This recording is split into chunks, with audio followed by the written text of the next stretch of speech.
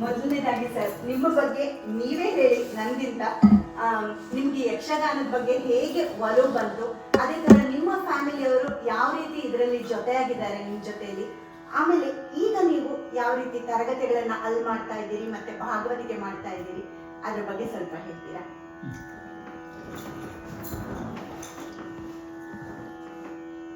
ನನ್ನ ಅಪ್ಪ ಕೆ ಜನಾರ್ದನಾಚಾರ್ಯ ಕಿದಿಯೂರು, ಇವರು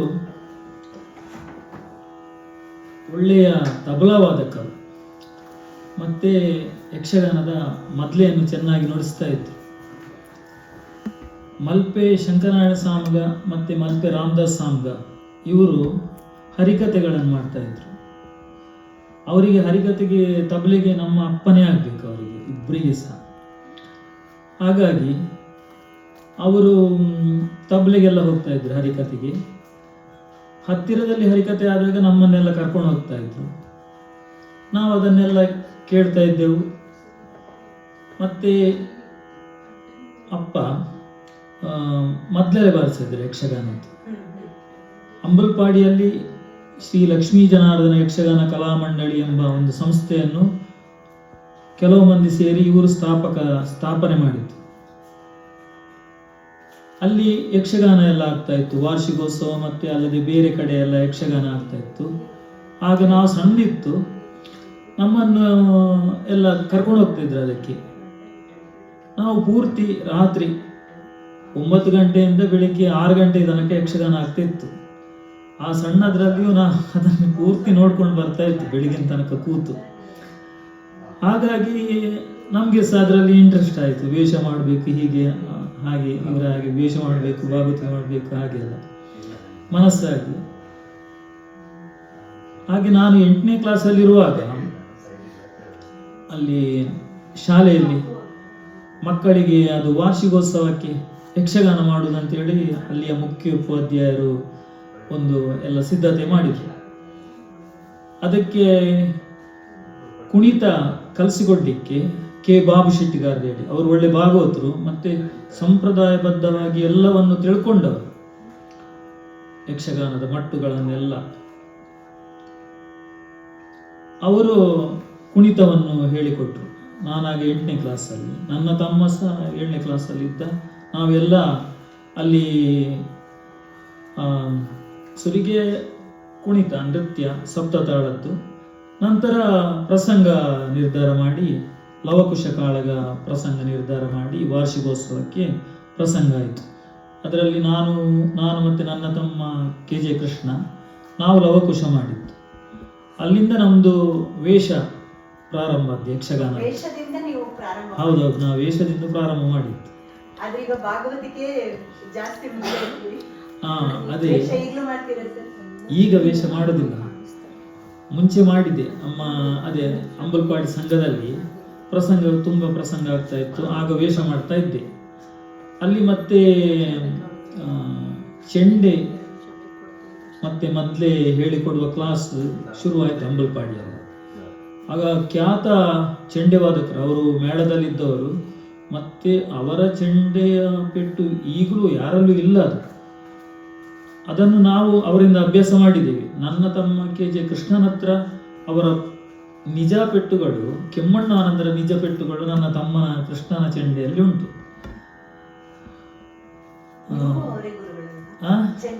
ಚೆಂಡೆ ಹೌದು, ನಾವಿಬ್ರು ಒಟ್ಟಿಗೆ ಹೋಗ್ತಾ ಇದ್ದದ್ದು ಕ್ಲಾಸಿಗೆ.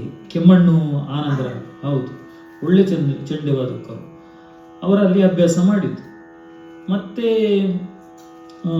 ಗೋರ್ಪಾಡಿ ವಿಠ್ಠಲ್ ಪಾಟೀಲ್ ಅಂತ ಹಳೆ ಸಂಪ್ರದಾಯದ ಒಳ್ಳೆ ಭಾಗವತರು, ಅವರಿಗೆ ಎಲ್ಲ ಪ್ರಸಂಗ ಬಾಯ್ಪಾಠ, ಎಲ್ಲ ಎಂಥ ಕ್ಲಿಷ್ಟ ಮಟ್ಟುಗಳ ಪದ್ಯಗಳನ್ನು ಅವರು ಲೀಲಾಜಾಲವಾಗಿ ಹಾಡ್ತಾ ಇದ್ರು. ಎಲ್ಲ ಪ್ರಸಂಗ ನಡೆ ಅವರಿಗೆ. ಅವರು ಶೇಷಗಿರಿ ಭಾಗವತರ ಶಿಷ್ಯರು. ನಾವು ಯಕ್ಷಗಾನದಲ್ಲಿ ಕೇಳಿದ್ದು ಶೇಷಗಿರಿ ಭಾಗವತರಿಂದ ಮೊದಲಿನ ಭಾಗವತರ ಯಾರಂತ ಗೊತ್ತಾಗ್ಲಿಲ್ಲ. ಅವರ ಶಿಷ್ಯರು ಶೇಷಗಿರಿ ಭಾಗವತರು ತುಂಬಾ ಪ್ರಸಿದ್ಧ. ಮತ್ತೆ ಅದೇ ಅವರು ಮತ್ತೆ ಜಾನುವಾರು ಕಟ್ಟಿ, ಗೋಪಾಲಕೃಷ್ಣ ಕಾಮತ್ ಇವರೆಲ್ಲ ಯಕ್ಷಗಾನದಲ್ಲಿ ಪ್ರಸಿದ್ಧ ಭಾಗವತರು. ಕೋರ್ಪಾಡಿ ವಿಠ್ಠಲ್ ಪಾಟೀಲ್ರಲ್ಲಿ ಸಭಾಲಕ್ಷಣದ ಪದ್ಯಗಳನ್ನೆಲ್ಲ ಸಂಘದಲ್ಲಿ ಅಭ್ಯಾಸ ಮಾಡಿತ್ತು. ನಂತರ ಆಗ ನಾನು ಈ ಚೆಂಡೆ ಕಲಿತ ಕೂಡಲೇ ನನಗೆ ಈ ಸಂಘ ಸಂಸ್ಥೆಗಳಲ್ಲೆಲ್ಲ ಚೆಂಡೆ ಬಾರಿಸ್ಲಿಕ್ಕೆ ಬರ್ಲಿಕ್ಕೆ ಹೇಳ್ತಾ ಇದ್ರು. ನಾನಾಗ ಚೆಂಡೆ ಬಾರಿಸ್ಲಿಕ್ಕೆ ಹೋಗ್ತಾ ಇದ್ದೆ. ಮತ್ತೆ ಮೊದಲೇ ಬಾರಿಸ್ಲಿಕ್ಕೆ ಕರೀತಾ ಇದ್ರು ಸಂಘ ಸಂಸ್ಥೆಗಳಲ್ಲಿ. ಆಗ ನಾನು ಮೊದಲೇ ಬಾರಿಸ್ಲಿಕ್ಕೆ ಹೋಗ್ತಾ ಇದ್ದೆ. ಆಗ ಮತ್ತೆ ವೇಷವ ಮಾಡುವುದನ್ನು ಕಡಿಮೆ ಮಾಡಿದೆ. ಇದಕ್ಕೆ ಹಿಮ್ಮೇಳಕ್ಕೆ ಹೋಗ್ತಾ ಇದ್ದೆ. ನಂತರ ಉಡುಪಿಯಲ್ಲಿ ಇಂದ್ರಾಳಿಯಲ್ಲಿ ಯಕ್ಷಗಾನ ಕೇಂದ್ರ ಉಂಟು. ಅಲ್ಲಿ ಯಲ್ಲಾಪುರ ವಿದ್ವಾನ್ ಗಣಪತಿ ಭಟ್ರು ಗುರುವಾಗಿದ್ದರು ಭಾಗವತಿಕೆಗೆ. ನಾನಲ್ಲಿ 2 ವರ್ಷ ದಿವಸ ಹೋಗಿದ್ದೇನೆ. 2 ವರ್ಷ 1-1.5 ಗಂಟೆ ದಿವಸ ಬೆಳಿಗ್ಗೆ ಕ್ಲಾಸ್ ತಗೊಂಡು, ಹೌದು ಅದು ಸೈಕಲಲ್ಲಿ ಹೋಗುದು ಅಲ್ಲಿವರೆಗೆ ಸಹ. ಅಲ್ಲಿ ಸಭಾಲಕ್ಷಣದ ಎಲ್ಲ ಭಾಗವನ್ನು ಕಲಿತುಕೊಂಡಿದ್ದೇನೆ. ಸಭಾಲಕ್ಷಣದಲ್ಲಿ ಸುಮಾರು 2-2.5 ಗಂಟೆ ಹೇಳುವಷ್ಟು ಪದ್ಯಗಳು ಅದರಲ್ಲಿ ಬರ್ತದೆ. ಸಭಾಲಕ್ಷಣದಲ್ಲಿ ರಂಗಸ್ಥಳ ಹೇಗೆ ಇರಬೇಕು, ಭಾಗವತ ಹೇಗೆ ಇರಬೇಕು, ಹಿಮ್ಮೇಳದವ ಹೇಗೆ ಇರಬೇಕು, ಅದೆಲ್ಲ ಶ್ಲೋಕಗಳುಂಟು. ಅದು ಶ್ಲೋಕಗಳು. ಮತ್ತೆ ಬಾಲಗೋಪಾಲ ಅಂದ್ರೆ 2 ವೇಷ, ಸುರಿಗೆ ಕುಣಿಯುವಂಥದ್ದು. ನಾವು ಸಂಘದಲ್ಲಿರುವಾಗ ಕುಣಿತಾ ಇತ್ತು. ಬಾಲಗೋಪಾಲ ಸಾಧಾರಣ 3/4 ಗಂಟೆ ಕುಣಿಯುವುದು. 3/4 ಗಂಟೆ ಖಾಲಿ ಬಾಲಗೋಪಾಲ ಮಾತ್ರ. ಅದು ಈಗ ಎಲ್ಲ ಬಿಟ್ಟು ಹೋಗಿದೆ, ಈಗೆಲ್ಲ ಇಲ್ಲ ಅದು. ಮತ್ತೆ ಪೀಠಿಗೆ ಶ್ರೀವೇಷ, ಮತ್ತೆ ಪಾಂಡವರ ಒಡ್ಡೋಲ್ಗ, ಬಣ್ಣದ ಒಡ್ಡೋಲ್ಗ, ಕಿರಾತ ಒಡ್ಡೋಲ್ಗ, ಯುದ್ಧ ನೃತ್ಯ, ಇದನ್ನೆಲ್ಲ ವಿದ್ವಾನ್ ಗಣಪತಿ ಭಟ್ರು ಇವರಲ್ಲಿ ನಾನು ಅಭ್ಯಾಸ ಮಾಡಿದ್ದೇನೆ. ಮತ್ತೆ ವಿಶೇಷ ಮಟ್ಟುಗಳ ಪದ್ಯಗಳನ್ನು ಗೋರ್ಪಾಡಿ ವಿಠ್ಠಲ್ ಪಾಟೀಲ್ರ ಹತ್ರ ನಾನು ನಮ್ಮ ಅಂಗಡಿಗೆ ಗೋರ್ಪಾಡಿಯವರನ್ನು ಕರೆಸಿ, ಆದಿತ್ಯವರ ಕರೆಸಿ ಅವರ ಹತ್ರ ಕ್ಲಾಸ್ ತಗೊಳ್ತಾ ಇದ್ದೆ. ಸಭಾಲಕ್ಷಣದಲ್ಲಿ ಪುಸ್ತಕದಲ್ಲಿ ಪದ್ಯಗಳು ಉಂಟು, ಆದರೆ ಅದು ಚಾಲ್ತಿಯಲ್ಲಿ ಇಲ್ಲ. ಅವರನ್ನು ನಾನು ಕೆದಕಿ ಕೇಳಿದಾಗ ಅವರು ಒಂದೊಂದೇ ಬಿಡ್ತಾ ಇದ್ರು ಪದ್ಯಗಳನ್ನು. ಅದು ಅಷ್ಟರವರೆಗೆ ಸಹ ಕೇಂದ್ರದಲ್ಲಿಯೂ ಇಲ್ಲ, ಯಕ್ಷಗಾನ ಕೇಂದ್ರದಲ್ಲಿಯೂ ಇಲ್ಲ, ಬೇರೆ ಮೇಳಗಳಲ್ಲಿಯೂ ಆ ಪದ್ಯಗಳನ್ನು ಯಾರು ಹಾಡಿದ್ದಿಲ್ಲ. ಅದನ್ನೆಲ್ಲ ನಾನು ಅವರ ಹತ್ರ ಕೆದಕಿ ಕೇಳಿ ಪದ್ಯಗಳನ್ನೆಲ್ಲ ಬರ್ಕೊಂಡು ಅಭ್ಯಾಸ ಮಾಡಿದೆ. ಅದನ್ನೇ ಮತ್ತೆ ಒಂದು ರೆಕಾರ್ಡಿಂಗ್ ಮಾಡಿ ಇದು ಮಾರುಕಟ್ಟೆಗೆ, ಅದು ಹಳೆಯ ಸಂಪ್ರದಾಯದ ಪದ್ಯಗಳು ಅಂತ ಅದನ್ನು ಪದ್ಯಗಳನ್ನೆಲ್ಲ ಹೇಳಿ ಒಂದು ಸಿಡಿ, ಹೌದು ಸಿಡಿ ಮತ್ತೆ ಇದಾಗಿದೆ ಕ್ಯಾಸೆಟ್, ಮಾರಾಟಕ್ಕೂ ಹೌದು ಮಾರುಕಟ್ಟೆಯಲ್ಲಿ ಬಂದಿತ್ತು. ಹೌದು, ಅದು ವಿಶಿಷ್ಟ ಪದ್ಯಗಳು. ಅದು ಯಾರ ಹತ್ರವೂ ಇರಲಿಲ್ಲ. ನಂತರ ಯಕ್ಷಗಾನ ಕೇಂದ್ರದವರು ನಾನು ಪದ್ಯ ಅದನ್ನು ಹೇಳಿದ ಮೇಲೆ ಮತ್ತೆ ಗೋರ್ಪಾಡಿ ಅವರನ್ನು ಕರೆಸಿ ಅದನ್ನು ಅಲ್ಲಿ ಮತ್ತೆ ಕೆಲವರಿಗೆ ಅದೆಲ್ಲ ಗೊತ್ತಾದ್ದು ಮತ್ತೆ. ಹಾಗೆ ವಿಶೇಷ ಮಟ್ಟುಗಳು, ಅದಂದ್ರೆ ಕೆಲವು ಕ್ಲಿಷ್ಟ ತರದ ಮಟ್ಟುಗಳೆಲ್ಲ ಉಂಟು. ಅದು ಅಭ್ಯಾಸ ಮಾಡದೆ ಆಗುದಿಲ್ಲ. ಅಂತ ಮಟ್ಟುಗಳನ್ನೆಲ್ಲ ಅವರ ಹತ್ರ ಒಂದು ಕರಗತ ಮಾಡಿಕೊಂಡಿದ್ದೇನೆ. ಕುಟುಂಬದವರು ಅಂದ್ರೆ ಆಗ ಮತ್ತೆ ನಾ ಭಾಗವತಿಗೆ ಕಲಿತ ಮೇಲೆ ನನಗೆ ಯಕ್ಷಗಾನ ಸಂಘಗಳಲ್ಲೆಲ್ಲ ಭಾಗವತಿಗೆ ಕರೀತಾ ಇದ್ರು ಸಂಘಗಳಲ್ಲಿ. ಮತ್ತೆ ದೊಡ್ಡ ದೊಡ್ಡ ಪ್ರಸಿದ್ಧ ಅರ್ಥಧಾರಿಗಳ ಕೂಡುವಿಕೆಯಿಂದ ಆಗುವ ತಾಳಮದ್ಲೆ, ಇದಕ್ಕೆಲ್ಲ ಕರೀಲಿಕ್ಕೆ ಕರೆ ಬಂತು. ಆಗ ನನ್ನ ತಮ್ಮ KJ ಸುಧೀಂದ್ರ ಹೇಳಿ ಅವ ಮೊದಲೇ ಬಾರಿಸಿತು, ಮತ್ತೊಬ್ಬ KJ ಕೃಷ್ಣ ಚೆಂಡೆ ಬಾರಿಸಿತು. ಅದು ಹಿಮ್ಮೇಳಕ್ಕೆ ನಾವು ಮೂವರೇ. ಹೌದು, ನನ್ನ ಹತ್ರ ಒಬ್ಬನ ಹತ್ರ ಹೇಳಿದ್ರೆ ಭಾಗವತಿಗೆ ಮೊದಲೇ ಚೆಂಡೆ, ಹಾಗೆ ಎಲ್ಲ ಕರೀತಾ ಇದ್ರು.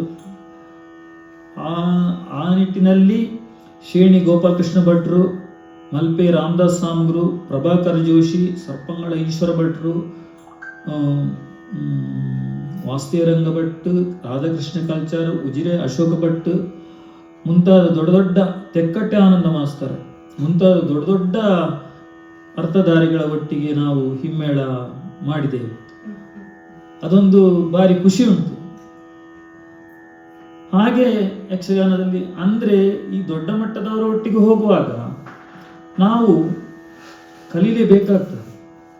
ಅವರು ನಾವು ಪದ್ಯ ಹೇಳುವಾಗ ಒಂದು ಶಬ್ದ ಒಂದು ವೇಳೆ ಬಾಯಿಂದ ಶಬ್ದ ವ್ಯತ್ಯಾಸ ಆದ್ರೆ ಅದನ್ನು ಅರ್ಥದಲ್ಲೇ ಹೇಳಿಬಿಡ್ತಾರೆ ಅವರು. ಆಗ ಹೆದರಿಕೆ ಉಂಟು. ಅವರ ಒಟ್ಟಿಗೆ ಹೋಗಿ ಕೂತ್ಕೊಳ್ಳುವಾಗ ಸರಿ ನೋಡಿಕೊಂಡೇ ಹೋಗುದು.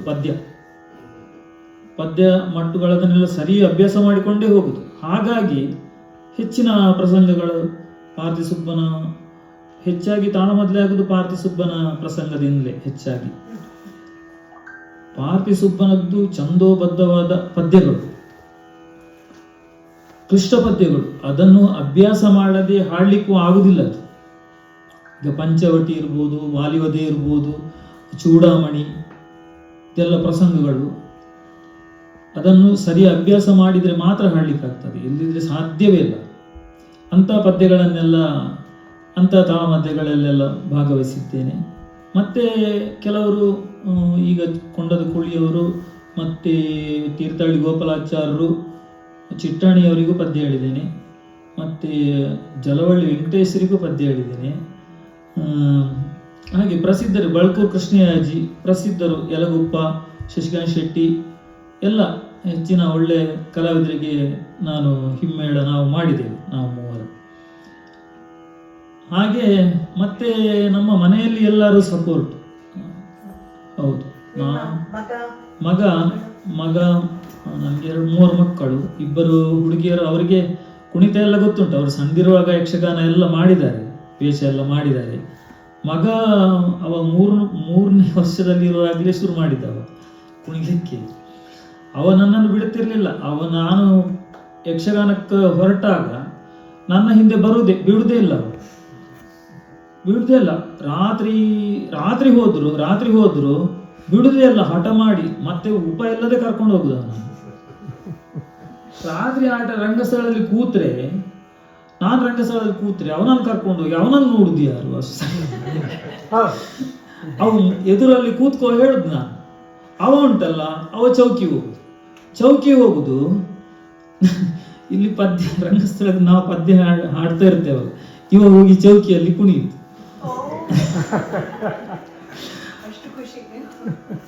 ಅಂದ್ರೆ ನಾನು ರಂಗಸ್ಥಳ ಆಟ ಮುಗಿಸಿ ಚೌಕಿಗೆ ಬರ್ತೇನೆ. ಅವರು ಮೇಕಪ್ ಮಾಡುವವರೆಲ್ಲ ಹೇಳುದು, ನಿಮ್ಮ ಮಗನಿಗೆ ಸುರಿಗೆ ದೃಷ್ಟಿ ತೆಗೀರಿ ಮಾರೆ.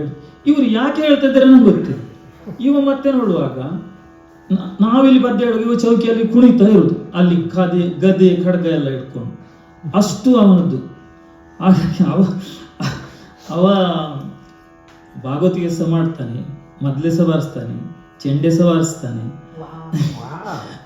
ವೇಷ ಯಾವುದು ಮಾಡ್ತಾನೆ. ಅವ ಯಾವ ತರದ್ದು ಸಹ ವೇಷ ಮಾಡ್ತಾನೆ. ಈಗ 21 ವರ್ಷ. ಹೌದು. ಅವನ ಕೆಲವು ವಿಡಿಯೋಸ್ ನೋಡಿದ್ದೇನೆ. ಅದ್ಭುತ ಕಲಾವಿದ, ಎಂತ ಚುರುಕು ಅವನ ಕುಣಿತದಲ್ಲಿ ತುಂಬಾ ಚೆನ್ನಾಗಿ ಕೊಡ್ತಾನೆ. ಹೌದು, ಅವನ ಅಭಿಮನ್ಯು ಬಾರಿ ಪ್ರಖ್ಯಾತ. ಅದು ಮೇಳದವರು ಸಹ ಅವನನ್ನು ಕರೆಸಿ ಅಭಿಮನ್ಯು ಮಾಡಿಸಿದ್ದಾರೆ. ಹೌದು. ಇದೀಗ ಯಕ್ಷಗಾನ ನೀವು ಹೇಳಿದ್ರಿ ಪಾರ್ಥಿಸುಬ್ಬನ, ಇದು ಯಾವಾಗಿಂದ ಶುರುವಾಯಿತು? ಯಕ್ಷಗಾನ ಅದು ಸಾಧಾರಣ ಒಂದು 500-600 ವರ್ಷದ ಹಿಂದೆ ಶುರುವಾದ ಹಾಗೆ ಉಂಟು. ನಿಖರವಾಗಿ ಎಲ್ಲಿಯೂ ಸಿಗುದಿಲ್ಲ. ಸಾಧಾರಣ ಪಾರ್ಥಿಸುಬ್ಬನ ಪ್ರಸಂಗದಿಂದ ಪ್ರಾರಂಭ ಆದದ್ದೆಲ್ಲ ಸಿಗ್ತದೆ. ಈಗ ಎಲ್ಲ ಪ್ರಸಂಗದವರು, ಎಲ್ಲ ತೆಂಕಾಗ್ಲಿ ಬಡಗಾಗ್ಲಿ, ಎಲ್ಲರೂ ಈ ರಾಮಾಯಣದ ಪ್ರಸಂಗ ಪಾರ್ಥಿಸುಬ್ಬನದ್ದೇ ಪ್ರತಿ. ಹಾಗಾಗಿ ಅಲ್ಲಿಂದ ಪ್ರಾರಂಭ ಆದದ್ದು ಸಿಗ್ತದೆ. ಮತ್ತೆ ಕೃಷ್ಣರಾಜ ಒಡೆಯರ ಕಾಲದಲ್ಲಿ ಅವರ ಆಸ್ಥಾನದಲ್ಲಿ ಯಕ್ಷಗಾನ ಆಗಿದೆ ಅನ್ನುವ ಒಂದು ಉಲ್ಲೇಖ ಸಿಗ್ತದೆ. ಹಾಗೆ ಒಂದು ಸಾಧಾರಣ 500-600 ವರ್ಷದ ಹಿಂದಿನಿಂದ ಒಂದು ಲೆಕ್ಕಾಚಾರ ಇಡಬಹುದು. ಬೇರೆ ಇದೆಯಲ್ಲ ವಿಧಗಳು, ಅದು ಕೂಡ ಹಾಗೆ ಒಂದರಿಂದನೇ ಬೇರೆ ಬೇರೆ ಆಯ್ತಾ ಅಥವಾ ಅವೆಲ್ಲ ಬೇರೆಯೇ ರೀತಿಯ ಯಕ್ಷಗಾನಗಳ ಹೇಗೆ? ಅದು ಒಂದು ಬಡಗು ತಿಟ್ಟು ಅಂತ ಉಂಟು, ಮತ್ತೊಂದು ತೆಂಕು ತಿಟ್ಟು, ಮತ್ತೊಂದು ಈ ಬಡಗು ಸಾಧಾರಣ ಉಡುಪಿ ಕುಂದಾಪುರ ಬದಿಯಲ್ಲಿ, ಅಲ್ಲಿಂದ ಆಚೆ ಉತ್ತರ ಕನ್ನಡಕ್ಕೆ ಬಡಗು ಅಂತ ಹೇಳ್ತಾರೆ. ಇದು ತೆಂಕು ತಿಟ್ಟು. ಬಡಗು ಈಗ ಸಾಧಾರಣ ಒಂದೇ ಲೆಕ್ಕ ಆಗಿದೆ. ಅದು ತೆಂಕಲ್ಲಿ ಅದು ವೇಷಭೂಷಣಗಳು ಒಂಥರ ಬೇರೆ, ಬಡಗಿನ ವೇಷಭೂಷಣಗಳು ಒಂಥರ ಬೇರೆ, ಮತ್ತೆ ರಾಗ ಒಂದೇ ಲೆಕ್ಕ ಆದರೂ ಅದರ ಅಲಗು ಬೇರೆ ಥರ ಉಂಟು. ತೆಂಕಲ್ಲಿ ಸಹ ಬಡಗಿಗೂ ತೆಂಕಿಗೂ ವ್ಯತ್ಯಾಸ ಉಂಟು. ರಾಗ ಒಂದೇ ಆದರೂ ಅದರ ಅಲಗು ಬೇರೆ ಥರ ಉಂಟು. ಮತ್ತೆ ಮೃದಂಗ ತತ್ಕಾರಗಳು, ಚೆಂಡೆ ತತ್ಕಾರಗಳು, ಕುಣಿತ ತತ್ಕಾರಗಳು, ಇದು ಬಡಗಿಗೂ ತೆಂಕಿಗೂ ಒಂಚೂರು ಸ್ವಲ್ಪ ವ್ಯತ್ಯಾಸ ಉಂಟು. ವಾದ್ಯಗಳಲ್ಲೂ ಸ್ವಲ್ಪ ವ್ಯತ್ಯಾಸ ಉಂಟು. ಅದು ತೆಂಕಿನ ನಮ್ಮ ಬಡಗಿನ ಚೆಂಡೆ ಸಮಶ್ರುತಿ, ತೆಂಕಿನ ಚೆಂಡೆ ಅದು ಏರು ಚೆಂಡೆ, ಅದು ಶ್ರುತಿಗಿಂತ ಒಂದು ಪಟ್ಟಿಯವರು ಮೇಲೆ ಏರಿರ್ತದೆ. ಅದರ ವಿನ್ಯಾಸವು ಒಂಥರ ಬೇರೆ. ಅಲ್ಲಿಯ ಮೃದಂಗವು ಒಂಥರ ವಿನ್ಯಾಸ ಬೇರೆ. ನಮ್ಮದು ಇಲ್ಲಿ ಮದ್ದಲೆ, ಅವರದ್ದು ಮೃದಂಗ. ಹಾಗೆ ವೇಷಭೂಷಣದಲ್ಲಿಯೂ ವ್ಯತ್ಯಾಸ ಉಂಟು, ಮುಖವರ್ಣಿಕೆಯಲ್ಲಿಯೂ ವ್ಯತ್ಯಾಸ ಉಂಟು. ಆದರೆ ಯಕ್ಷಗಾನ ಒಂದೇ ತರ ಸಾಧಾರಣ. ಹೌದು. ಇದೀಗ ಬೇರೆ ಕಲೆಗಳಿಗಿಂತ ಯಾವ ರೀತಿ ಇದು ಭಿನ್ನ ಅಂತ ನಿಮ್ಗೆ ಅನ್ಸುತ್ತೆ? ಅಂದ್ರೆ ನಮ್ಗೀಗ ಯಕ್ಷಗಾನ ಅಂದ್ರೆ ವೇಷದಿಂದ ಒಂದು ಹಾಡಿನಿಂದ ತಾಳದಿಂದ ನಮಗೆಲ್ಲ ಬೇರೆ ಅಂತ ಗೊತ್ತು. ಆದ್ರೆ ಬೇರೆ ಕಲೆಗಳಿಗಿಂತ ಯಾವ ರೀತಿ ಇದು ಭಿನ್ನ ಅಂತ ನೀವು ಹೇಳ್ತೀರಿ? ಯಕ್ಷಗಾನದಲ್ಲಿ ಕುಣಿತ ಉಂಟು, ಅಭಿನಯ ಉಂಟು, ಮತ್ತೆ ವೇಷಭೂಷಣಗಳು, ಮತ್ತೆ ಅರ್ಥಗಾರಿಕೆ, ಮತ್ತೆ ಈ ಭಾಗವತಿಕೆಯ ಗಮಕ, ಅದೊಂದು ಶೈಲಿ ಬೇರೆ. ಈಗ ಅದು ಕರ್ನಾಟಕ ಸಂಗೀತ ಆಗಲಿ, ಹಿಂದೂಸ್ತಾನಿ ಸಂಗೀತ ಆಗಲಿ ಆ ಥರ ಅಲ್ಲ, ಇದರ ಗಮಕ ಒಂದು ಬೇರೆ ಥರ. ಅದಕ್ಕೆ ಸರಿಯಾದ ಮದ್ಲೆ ಚೆಂಡೆಗಳು. ಇಲ್ಲಿ ಅರ್ಥಗಾರಿಕೆ ಬರ್ತದೆ, ಕುಣಿತ ಬರ್ತದೆ, ಅಭಿನಯ ಬರ್ತದೆ. ಅದು ಭಾವಪೂರ್ಣವಾಗಿ ನಟಿಸುವಾಗ ಎಲ್ಲ ಥರದಲ್ಲಿ ಒಂದು ವೇಷಭೂಷಣದಲ್ಲಿಯೂ ಚಂದ ಕಾಣ್ತದೆ. ಅದಕ್ಕೆ ಸರಿಯಾದ ಭಾವ ಅಭಿನಯ ಪದ್ಯದಿಂದ ಬರ್ತದೆ, ಅರ್ಥಗಾರಿಕೆ ಬರ್ತದೆ ಅದಕ್ಕೆ ಸರಿಯಾಗಿ. ಆ ರೀತಿ ಈಗ ಬೇರೆ ಕಲೆಗಳಲ್ಲಿ ಆ ರೀತಿಯ ಕಾಣುವುದಿಲ್ಲ. ಅಂದರೆ ಈಗ ಭರತನಾಟ್ಯ ಇರ್ಬೋದು, ಅದರಲ್ಲಿ ನೃತ್ಯ, ನಾಟ್ಯ, ಅಭಿನಯ, ಅದರಲ್ಲಿ ಅರ್ಥಗಾರಿಕೆ ಅಂತೆಲ್ಲ. ಹಾಗೆ ನಾಟಕ, ಜಾನಪದ ಕುಣಿತ ಆಗಲಿ ಯಾವುದೇ ಈ ರೀತಿಯ ಶ್ರೇಷ್ಠ ಮಟ್ಟದ ಇಲ್ಲಿ ವಿಷಯಗಳಂತ ಹೇಳಿದರೆ ವೇದಶಾಸ್ತ್ರಗಳ ಬಗ್ಗೆ ವಿಷಯವೂ ಬರ್ತದೆ. ಮನುಷ್ಯನಿಗೆ ಸಾಧಾರಣ ಜ್ಞಾನ ಅದರಲ್ಲಿ ಸಿಗ್ತದೆ ಯಕ್ಷಗಾನ ನೋಡಿದ್ರೆ. ಆದ್ರಿಂದ ಇದೊಂದು ವಿಶಿಷ್ಟ ಕಲೆ, ಯಕ್ಷಗಾನ ಒಂದು ವಿಶಿಷ್ಟ ಕಲೆ. ಇದರದ್ದು ವೇಷಭೂಷಣಗಳೆಲ್ಲ ನೀವೀಗ ಹೇಳಿದ್ರಿ ಅದು ವಿಭಿನ್ನ ಬೇರೆದಕ್ಕಿಂತ ಅಂತ. ಮೊದಲೆಲ್ಲ ಇಡೀ ರಾತ್ರಿ ನಡೆಸ್ತಾ ಇದ್ರು, ಅದೇ ರೀತಿ ವೇಷಗಳು ಹಾಗೆ ಕಟ್ಟಿಕೊಳ್ಳುವುದಕ್ಕೆ ಗಂಟೆಗಟ್ಟಲೆ ಕಟ್ಟಿಕೊಳ್ತಾ ಇದ್ರು. ಈಗ ಅದನ್ನ 1-2 ಗಂಟೆ 3 ಗಂಟೆಯಲ್ಲಿ ಕಟ್ಟಿಕೊಳ್ತಾರೆ. ಯಕ್ಷಗಾನವು 1-2-3 ಗಂಟೆಗೆ ಸೀಮಿತ ಆಗಿದೆ. ಇದರಲ್ಲಿ ಈ ಬದಲಾವಣೆ ಒಳ್ಳೆ ರೀತಿಯದ್ದ ಅಥವಾ ಇದು ಸರಿ ಅಲ್ವಾ ಅಥವಾ ಇದು ಅನುಕೂಲವಾ, ಹೇಗೆ? ಅಲ್ಲ, ಬದಲಾವಣೆ ಒಳ್ಳೆ ರೀತಿಯದ್ದೇ. ಅಂದ್ರೆ ಮುಂಚೆ ಎಲ್ಲ ಅದು ಈ ಕೇದಿಗೆ ಮುಂದಲೆ ಉಂಟಲ್ಲ, ಮತ್ತೆ ಮುಂಡಾಸು, ಅದಕ್ಕೆ ಕೇದಿಗೆ ಮುಂದಲೆ ಹೇಳ್ತಾರೆ. ಮತ್ತೆ ಒಂದು ಕೆಂಪಿನ ಇದು ದೊಡ್ಡ ಕೇದಿಗೆ ಮುಂದಲೆಗೆ ಮುಂಡಾಸು ಅಂತ ಹೇಳುದು. ಅದೆಲ್ಲ ಮೊದಲೆಲ್ಲ ಸುರಿಗೆ ಮುಡಿ ಕಟ್ಟಿ ನಂತರ ಅಟ್ಟೆ ಇಡುದು. ಅಟ್ಟೆ ಹೇಳಿದ್ರೆ ಬೈ ಹುಲ್ಲನ್ನು ಬಟ್ಟೆಯಲ್ಲಿ ಸುತ್ತುವುದು. ಬೈ ಹುಲ್ಲು ಅದು ಭತ್ತದ ಹುಲ್ಲು ಉಂಟಲ್ಲ, ಹೌದು, ಒಣಗಿದ ಹುಲ್ಲು. ಅದನ್ನು ಬಟ್ಟೆಯಲ್ಲಿ ಸುತ್ತಿ ಅದನ್ನು ಈ ಕೇದಿಗೆ ಮನೆಯಲ್ಲಿ ಆಕಾರದಲ್ಲಿ ಒಂದೊಂದೇ ಹೀಗೆ ಇಲ್ಲಿ ಕಟ್ಟುದು ಒಂದೊಂದೇ. ಈಗ ಕೇದಿಗೆ ಮನೆಯಲ್ಲಿ ಸಾಧಾರಣ ಸಣ್ಣದಲ್ವಾ, ಅದು ಮುಂಡಾಸಿಗೂ ಅದೇ ರೀತಿದ್ದು, ಅಷ್ಟು ಅಷ್ಟು ಎತ್ತರ ಸಹ ಅದನ್ನೇ ಕಟ್ಟುದು. ಆ ಅಟ್ಟೆ ಒಂದೊಂದೇ ಅಟ್ಟೆ ಕಟ್ಟಿ ನಂತರ ಅಗಲದ ಪಟ್ಟಿ ಹಾಕುದು ಹೀಗೆ ಪಟ್ಟಿಯಲ್ಲಿ ಸುತ್ತಿ ಮತ್ತೆ ಪುನಃ ಬೈ ಹುಲ್ಲು, ಅದೇ ಹುಲ್ಲುಂಟಲ್ಲ ಅದನ್ನು ಜಡೆ ಹೆಣೆದಾಗೆ ಹೆಣೆಯುವುದು. ಅದು ಜಡೆ ಹೆಣೆದಾಗೆ ಹೆಣೆದು ಅದನ್ನು ಆ ಫಿನಿಶಿಂಗ್ ಇಲ್ಲಿ ಬದಿಗೆ ಚಂದ ಬರಲಿಕ್ಕೆ ಅದನ್ನು 3 ಸುತ್ತು ತಂದು ಸುತ್ತುದು, ಮತ್ತೆ ಇಡೀ ಕಪ್ಪು ದಾರದಲ್ಲಿ ಇಡೀ ಸುತ್ತುದು, ಅದನ್ನು ಮತ್ತೆ ಆಕಾರಕ್ಕೆ ತರುದು.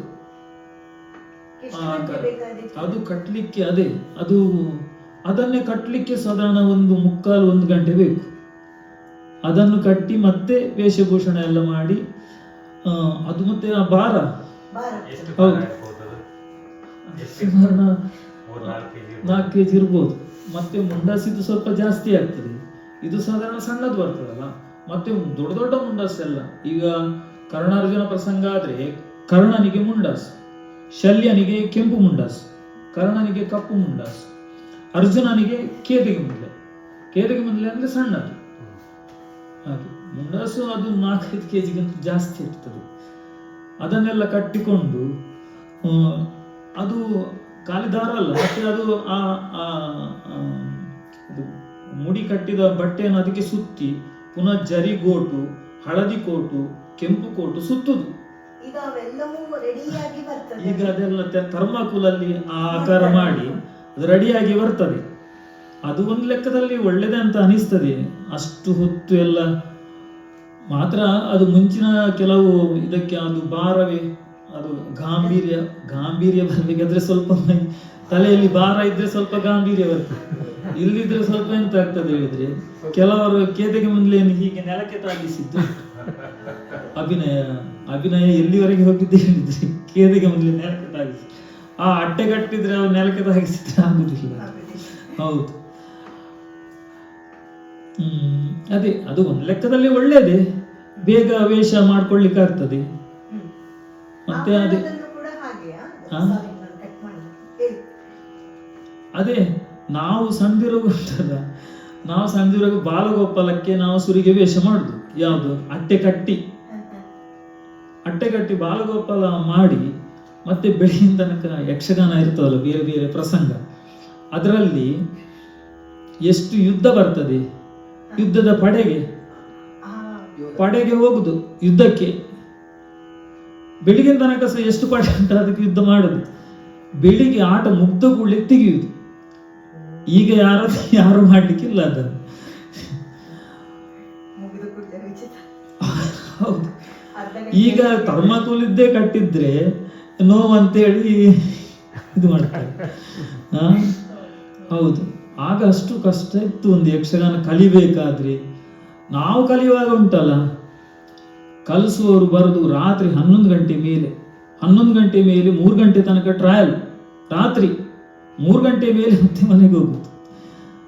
ಹಾಗೆಲ್ಲ ಕಲ್ತದ್ದು ನಾವೆಲ್ಲ. ಈಗ ಅಂತದ್ದು ಸಾಧ್ಯವೇ ಇಲ್ಲ. ಹೌದು, ಆಭರಣದಲ್ಲಿ ಅದು ಮರದ ಕೆಲಸ ಜಾಸ್ತಿ ಅದರಲ್ಲಿ. ಅದು ಮುಂಚಿನವರು ಬಹಳ ಸೂಕ್ಷ್ಮವಾಗಿ ಕೆತ್ತನೆ ಮಾಡ್ತಾ ಇದ್ರು, ಅದರಲ್ಲಿ ತುಂಬಾ ಒಳ್ಳೆ ಡಿಸೈನ್ಗಳನ್ನು ತರ್ತಾ ಇದ್ರು. ಆ ಡಿಸೈನ್ ಈಗ ಇಲ್ಲ, ಈಗ ಸ್ವಲ್ಪ ಬಡ್ಡಾಗಿದೆ, ಅಂದ್ರೆ ಅಷ್ಟು ಸೂಕ್ಷ್ಮವಾಗಿ ಕೆತ್ತುವುದಿಲ್ಲ. ಅದಂದ್ರೆ ಕೆಲಸ ತುಂಬಾ. ಮುಂಚಿನವರು ಅದು ಹಣದ ಆಸೆಗೆಲ್ಲ ಕೆಲಸ ಮಾಡ್ತಿರ್ಲಿಲ್ಲ, ಅದು ಒಳ್ಳೇದಾಗ್ಬೇಕೆನ್ನುವ ಇದರಿಂದ. ಈಗ ಸ್ವಲ್ಪ ವ್ಯಾಪಾರೀಕರಣ ಆಗಿದೆ ಅಲ್ಲ, ಹಾಗಾಗಿ ಮತ್ತೆ ಅದು ಈಗ ಎಂತ ಆಗಿದೆ ಹೇಳಿದ್ರೆ, ಅದು ಪ್ಲಾಸ್ಟಿಕ್ಕಿನ ಅದೊಂದು ಅಚ್ಚು ಮಾಡಿಕೊಂಡು ಆ ಮರದ ಬಿಲ್ಲೆಗಳನ್ನೆಲ್ಲ ಮಾಡಿ ಜೋಡಿಸಿದ್ದದಲ್ಲ ಮುಂಚೆ, ಫೈಬರ್ ಅದು ಈಗ ಫೈಬರ್ನಲ್ಲಿ ಅಚ್ಚು ಮಾಡ್ಕೊಂಡಿದ್ದಾರೆ ಆ ಬಿಲ್ಲೆಗಳನ್ನು. ಮುಂಚೆ ಮರದಲ್ಲಿ ಮಾಡುವಂಥದ್ದನ್ನೆಲ್ಲ ಈಗ ಅದನ್ನೇ ಫೈಬರ್ ಇದ್ದೆಲ್ಲ ಹಾಕಿ ಅದಕ್ಕೆಲ್ಲ ಬೇಗಡೆ ಅಂಟಿಸಿ ಸುಲಭ ಆಗಿದೆ. ಆದರೆ ಅದರ ಚಂದವೇ ಬೇರೆ, ಇದರ ಚಂದವೇ ಬೇರೆ. ಅದು ಅಂದ್ರೆ ಸುಲಭ ರೀತಿಯಲ್ಲಿ ಬದಲಾವಣೆ ತೊಂದರೆ ಇಲ್ಲ, ಈಗಿನ ಕಾಲಕ್ಕೆ ಸ್ಥಿತಿಯ ಸರಿಯಾಗಿ. ಹೌದು. ಸಮಯದಲ್ಲಿ ಸಮಯದಲ್ಲಿ ಸಹ 1 ಗಂಟೆ ತನಕ ಸಾಧಾರಣ ಪ್ರೇಕ್ಷಕರು ಇರ್ತಾರೆ. ಈಗ ಮೇಳಗಳಲ್ಲಿ ಕೆಲವು ಈ ಮೇಳಗಳಲ್ಲೆಲ್ಲ ಬೆಳಿಗ್ಗೆ ತನಕ ಆಟ ಇರ್ತದೆ. 1 ಗಂಟೆ ತನಕ ಸಾಧಾರಣ ಪ್ರೇಕ್ಷಕ ವರ್ಗ ಇರ್ತದೆ, ಮತ್ತೆ ಇರುವುದಿಲ್ಲ. ಮತ್ತೆ ಒಂದು ಎಷ್ಟು ಹೇಳಿದ್ರೆ ಒಂದು 2-3 ಪ್ರೇಕ್ಷಕರು ಇರ್ಬೋದು ಬೆಳಿಗಿನ ತನಕ ಆಗೋದು. ಅವರು ಬೆಳಿಗಿನ ತನಕ ಆ 3 ಪ್ರೇಕ್ಷಕರಿಗೆ ಆಟ ಮಾಡುದು. ಆ ಲೆಕ್ಕದಲ್ಲಿ ನೋಡುವಾಗ ಕಾಲಮಿತಿಯಲ್ಲಿ ಮಾಡೋದೇ ಒಳ್ಳೇದಂತ ಅನಿಸ್ತದೆ. ಆದ್ರೆ ಕಾಲಮಿತಿಯಲ್ಲಿ ಮಾಡುವಾಗ ಈ ಕೆಲವು ಪರಂಪರೆಯನ್ನು ಬಿಟ್ಟು ಹೋಗ್ತದೆ. ಈಗ ಮುಂಚೆ ಅದೇ ಹೇಳಿದ್ದಾರೆ, ಪಾಂಡವರು ಡೊಳ್ಳ ಮಾಡ್ತಾ ಇದ್ರು. ಪಾಂಡವರು ಡೊಳ್ಗ 3/4 ಗಂಟೆ, ಅದು ಕಲಿಯುವವರಿಗೆ ಭಾರಿ ಅನುಕೂಲ. ಪಾಂಡವರು ಒಡ್ಡೋಲ್ಗ, ಯುದ್ಧ ನೃತ್ಯ, ಬಣ್ಣದ ಒಡ್ಡೋಲ್ಗ, ಗಂಡು ಬಣ್ಣ ಒಡ್ಡೋಲ್ಗ, ಹೆಣ್ಣು ಬಣ್ಣ ಒಡ್ಡೋಲ್ಗ, ಇದೆಲ್ಲ ಬೇರೆ ಬೇರೆ ವ್ಯತ್ಯಾಸ, ಕಿರಾತ ಒಡ್ಡೋಲ್ಗ, ಇದೆಲ್ಲ ಉಂಟು. ಅದೆಲ್ಲ ಬಿಟ್ಟು ಹೋಗ್ತದೆ. ಪರಂಪರೆಯ ಕೆಲವು ನೃತ್ಯಗಳು ಬಿಟ್ಟು ಹೋಗ್ತದೆ. ಅದು ಕಾಲಮಿತಿಗೆ ಆಗುವಾಗ ಪ್ರಸಂಗದ್ದು ಮಾತ್ರ ಮಾಡ್ತಾರೆ. ಹಾಗೆ ಅಂತ ಪ್ರಸಂಗದಲ್ಲೂ ಆಯಾ ಭಾಗಗಳು ಮಾತ್ರ ಇಡೀ ಕಥೆಯಲ್ಲಿ. ಹೌದೌದು, ಮುಖ್ಯ ಭಾಗಗಳನ್ನು ತಕೊಂಡು ಮಾಡ್ತಾರೆ. ಹೌದು. ಈಗ ಮೇಳಗಳಲ್ಲೆಲ್ಲ ಈಗ ಶುರುವಾಗಿದೆ. ಈಗ ಸಾಧಾರಣ 1 ಗಂಟೆಗೆ ಆಟ ಮುಗಿಸ್ತಾರೆ. ಅಲ್ಲಿ ಬೇಗ ಶುರು ಮಾಡಿ, ಸಾಧಾರಣ 7 ಗಂಟೆಗೆ ಶುರು ಮಾಡಿ 1 ಗಂಟೆಗೆ ಮುಗಿಸ್ತಾರೆ. ಆಗ ಪೂರ್ತಿ ಬೆಳಗಿನ ತನಕ ಮಾಡ್ತಿದ್ದದ್ದನ್ನು, ಆ ಭಾವನೆ ಅದನ್ನೆಲ್ಲ ಕೊಡ್ಲಿಕ್ಕೆ ಆಗುದಿಲ್ಲ, ಫಾಸ್ಟ್ ಹೋಗ್ಬೇಕಾಗ್ತದೆ. ಹಾಗಾಗಿ ಅದೇ ಪರಂಪರೆ ಬಿಡ್ತದೆ. ಈಗ ಪ್ರಸಂಗಗಳು ಅಂದಾಗ ಪ್ರಸಂಗಗಳಲ್ಲೂ ಕೂಡ ತುಂಬಾ ಬದಲಾವಣೆಗಳನ್ನು ತಂದಿದ್ದಾರೆ. ಈಗಿನವರು ವೇಷಕ್ಕೆ ಜಾಸ್ತಿ ಪ್ರಾಮುಖ್ಯತೆ ಕೊಟ್ಟು ಪ್ರಸಂಗಗಳನ್ನ ಬೇರೆ ಬೇರೆ ರೀತಿಯಲ್ಲಿ ಆಧುನಿಕ ವ್ಯವಸ್ಥೆಯಲ್ಲಿ ಬೇರೆ ಬೇರೆ ಬದಲಾವಣೆ ಮಾಡ್ಕೊಂಡಿದ್ದಾರಲ್ಲ, ಇದ್ರ ಬಗ್ಗೆ ನೀವೇನಂತೀರಿ? ಅಂದ್ರೆ ಈ ವೇಷವನ್ನ ಬೇರೆದಕ್ಕೂ ಹಾಕೊಳ್ತಾರಲ್ಲ, ಯಕ್ಷಗಾನದ ವೇಷವನ್ನು ಬೇರೆದಕ್ಕಂದ್ರೆ ಅದು ಮಾಡ್ಲೇಬಾರದು ಮಾರ್ರೆ. ಅದು ನಿಜವಾಗಿ ಯಕ್ಷಗಾನ ಅಂತ ಹೇಳಿದ್ರೆ ಅಂತ ಗೊತ್ತುಂಟಾ, ಅದೊಂದು ಆರಾಧನಾ ಕಲೆ. ಅದನ್ನೀಗ ಹರಕೆ ಬಯಲಾಟವಾಗಿ ಎಲ್ಲ ಮಾಡುದು, ಅದು ಆರಾಧನಾ ಕಲೆ. ಅದನ್ನು ನಾವು ಸಿನಿಮಾ ಪದ್ಯಕ್ಕೆ, ಕೆಲವರು ಸಿನಿಮಾಗಳಲ್ಲಿ ಯಾವುದೋ ಒಂದು ಆ ದೃಶ್ಯಕ್ಕೆ ಬ್ಯಾಕ್ ಗ್ರೌಂಡ್ ಆಗಿಲ್ಲ, ಅದೆಲ್ಲ ತುಂಬಾ ತಪ್ಪದು ನಿಜವಾಗಿ. ಅಂಥದ್ದು ಮಾಡಲೇಬಾರದು. ಯಕ್ಷಗಾನವನ್ನು ಆ ಮಟ್ಟಕ್ಕೆ ಇಳಿಸಲೇಬಾರದು. ಯಕ್ಷಗಾನ ಒಂದು ಶ್ರೇಷ್ಠ ಕಲೆ ಅದು. ಹೌದು. ನೀವೀಗ ಹರಕೆ ಅಂದ್ರೆ ಹರಕೆ ಆಟ ಅಂದ್ರೆ ಎಂತದ್ದು, ಅಂದ್ರೆ ಅದನ್ನ ಯಾಕಾಗಿ ಮಾಡ್ತಾರೆ? ನಾನು ಊರಲ್ಲಿ ಹೇಳೋದು ಕೇಳಿದ್ದೇನೆ, 20 ವರ್ಷ ಮುಂಚೆ ಬುಕ್ ಮಾಡಿದ್ದಾರೆ. ಅಷ್ಟು ವರ್ಷಗಳವರ ಬುಕ್ಕಿಂಗ್ ಯಾಕೆ ಆಗ್ತದೆ ಮೇಳದವರ ಜೊತೆಯಲ್ಲಿ?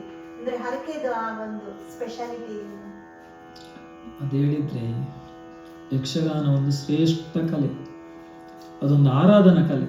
ಯಾಕೆ ಹೇಳಿದ್ರೆ, ಯಕ್ಷಗಾನದಲ್ಲಿ ವೇದ, ಶಾಸ್ತ್ರ, ಉಪನಿಷತ್ತು, ಪುರಾಣ, ಇದರ ಎಲ್ಲ ಅಂಶಗಳು ಅದರಲ್ಲಿ ಉಂಟು. ಅದನ್ನು ವಿವೇಚನೆ ಮಾಡಿ ಜನರಿಗೆ ಕೊಡುದು.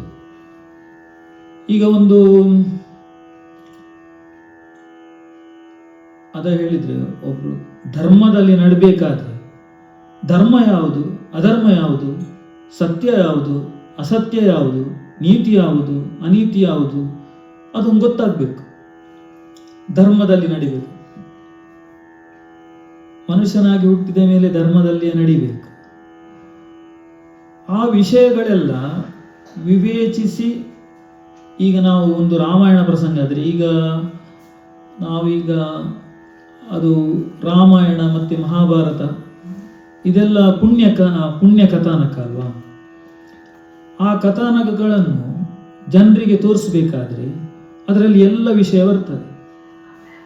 ಈಗ ಒಂದು ಇಡೀ ರಾತ್ರಿ ರಾಮಾಯಣದ ಒಂದು ಪ್ರಸಂಗ ನೋಡಿದ್ರೆ ಅಲ್ಲಿ ರಾಮ, ಸೀತೆ, ಹನುಮಂತ, ರಾವಣ ಇವರ ವ್ಯಕ್ತಿತ್ವ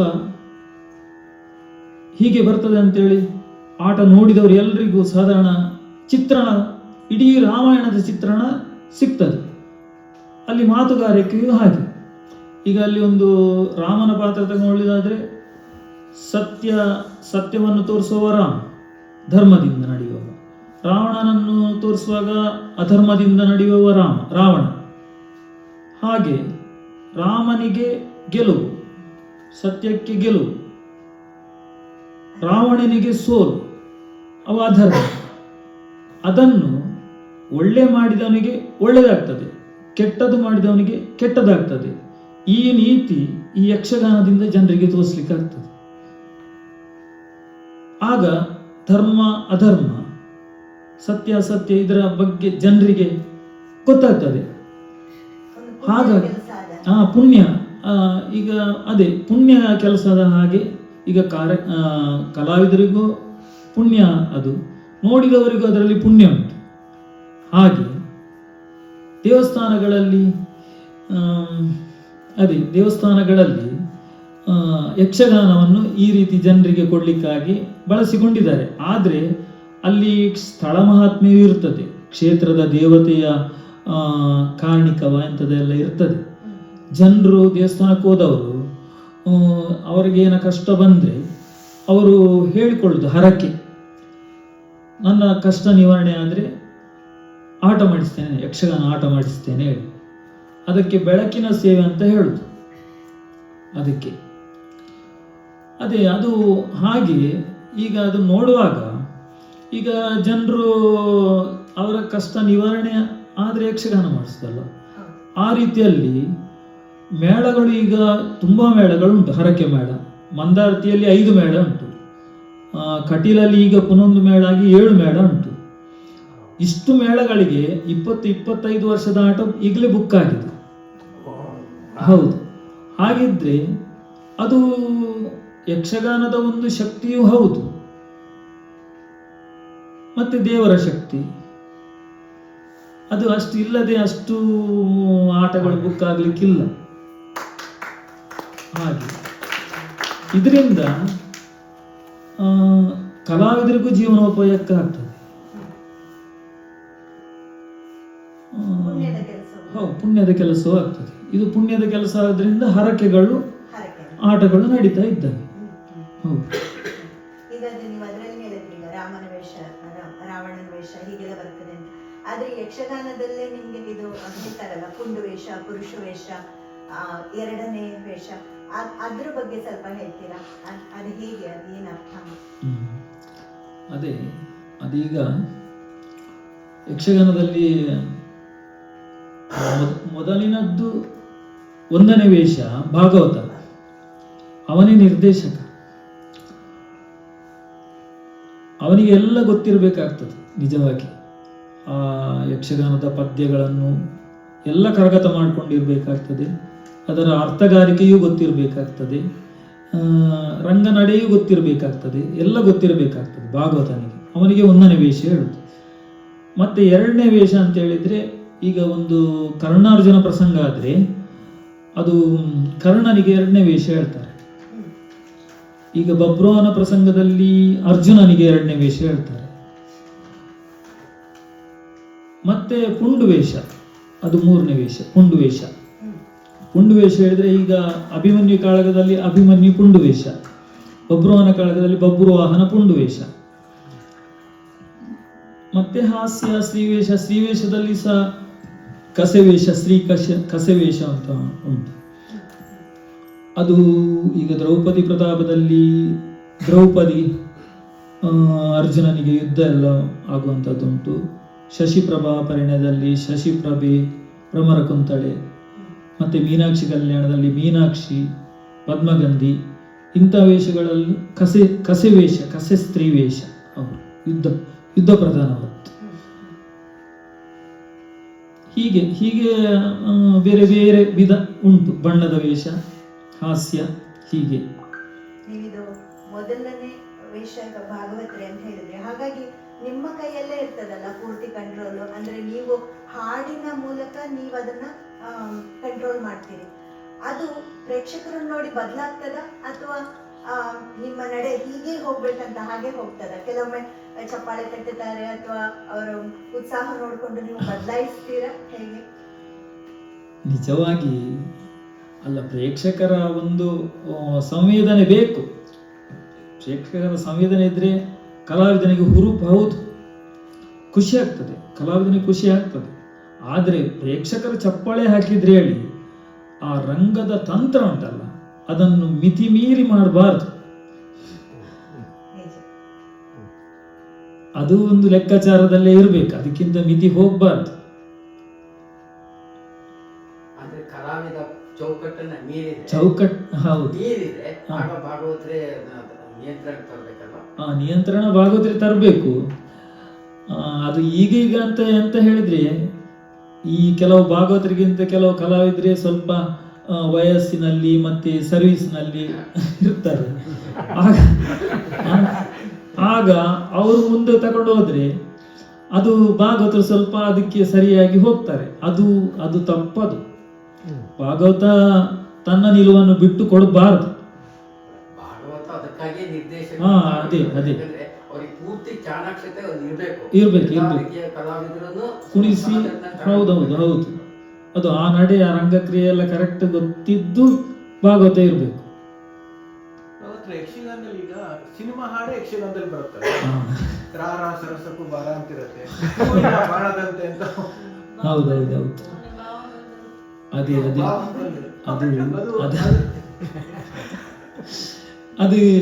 ಅದೀಗ ನೋಡಿ, ನಮ್ಗೆ ಸಿನಿಮಾ ಪದ್ಯ ಕೇಳುದಾದ್ರೆ ಸಿನಿಮಾ ಪದ್ಯವೂ ಚಂದ ಕೇಳುದಿಲ್ಲ ಒಳ್ಳೆ ರೀತಿಯಲ್ಲಿ. ಅವ್ರು ಭಾಗವತರು ಹೇಳ್ಬೇಕಾ?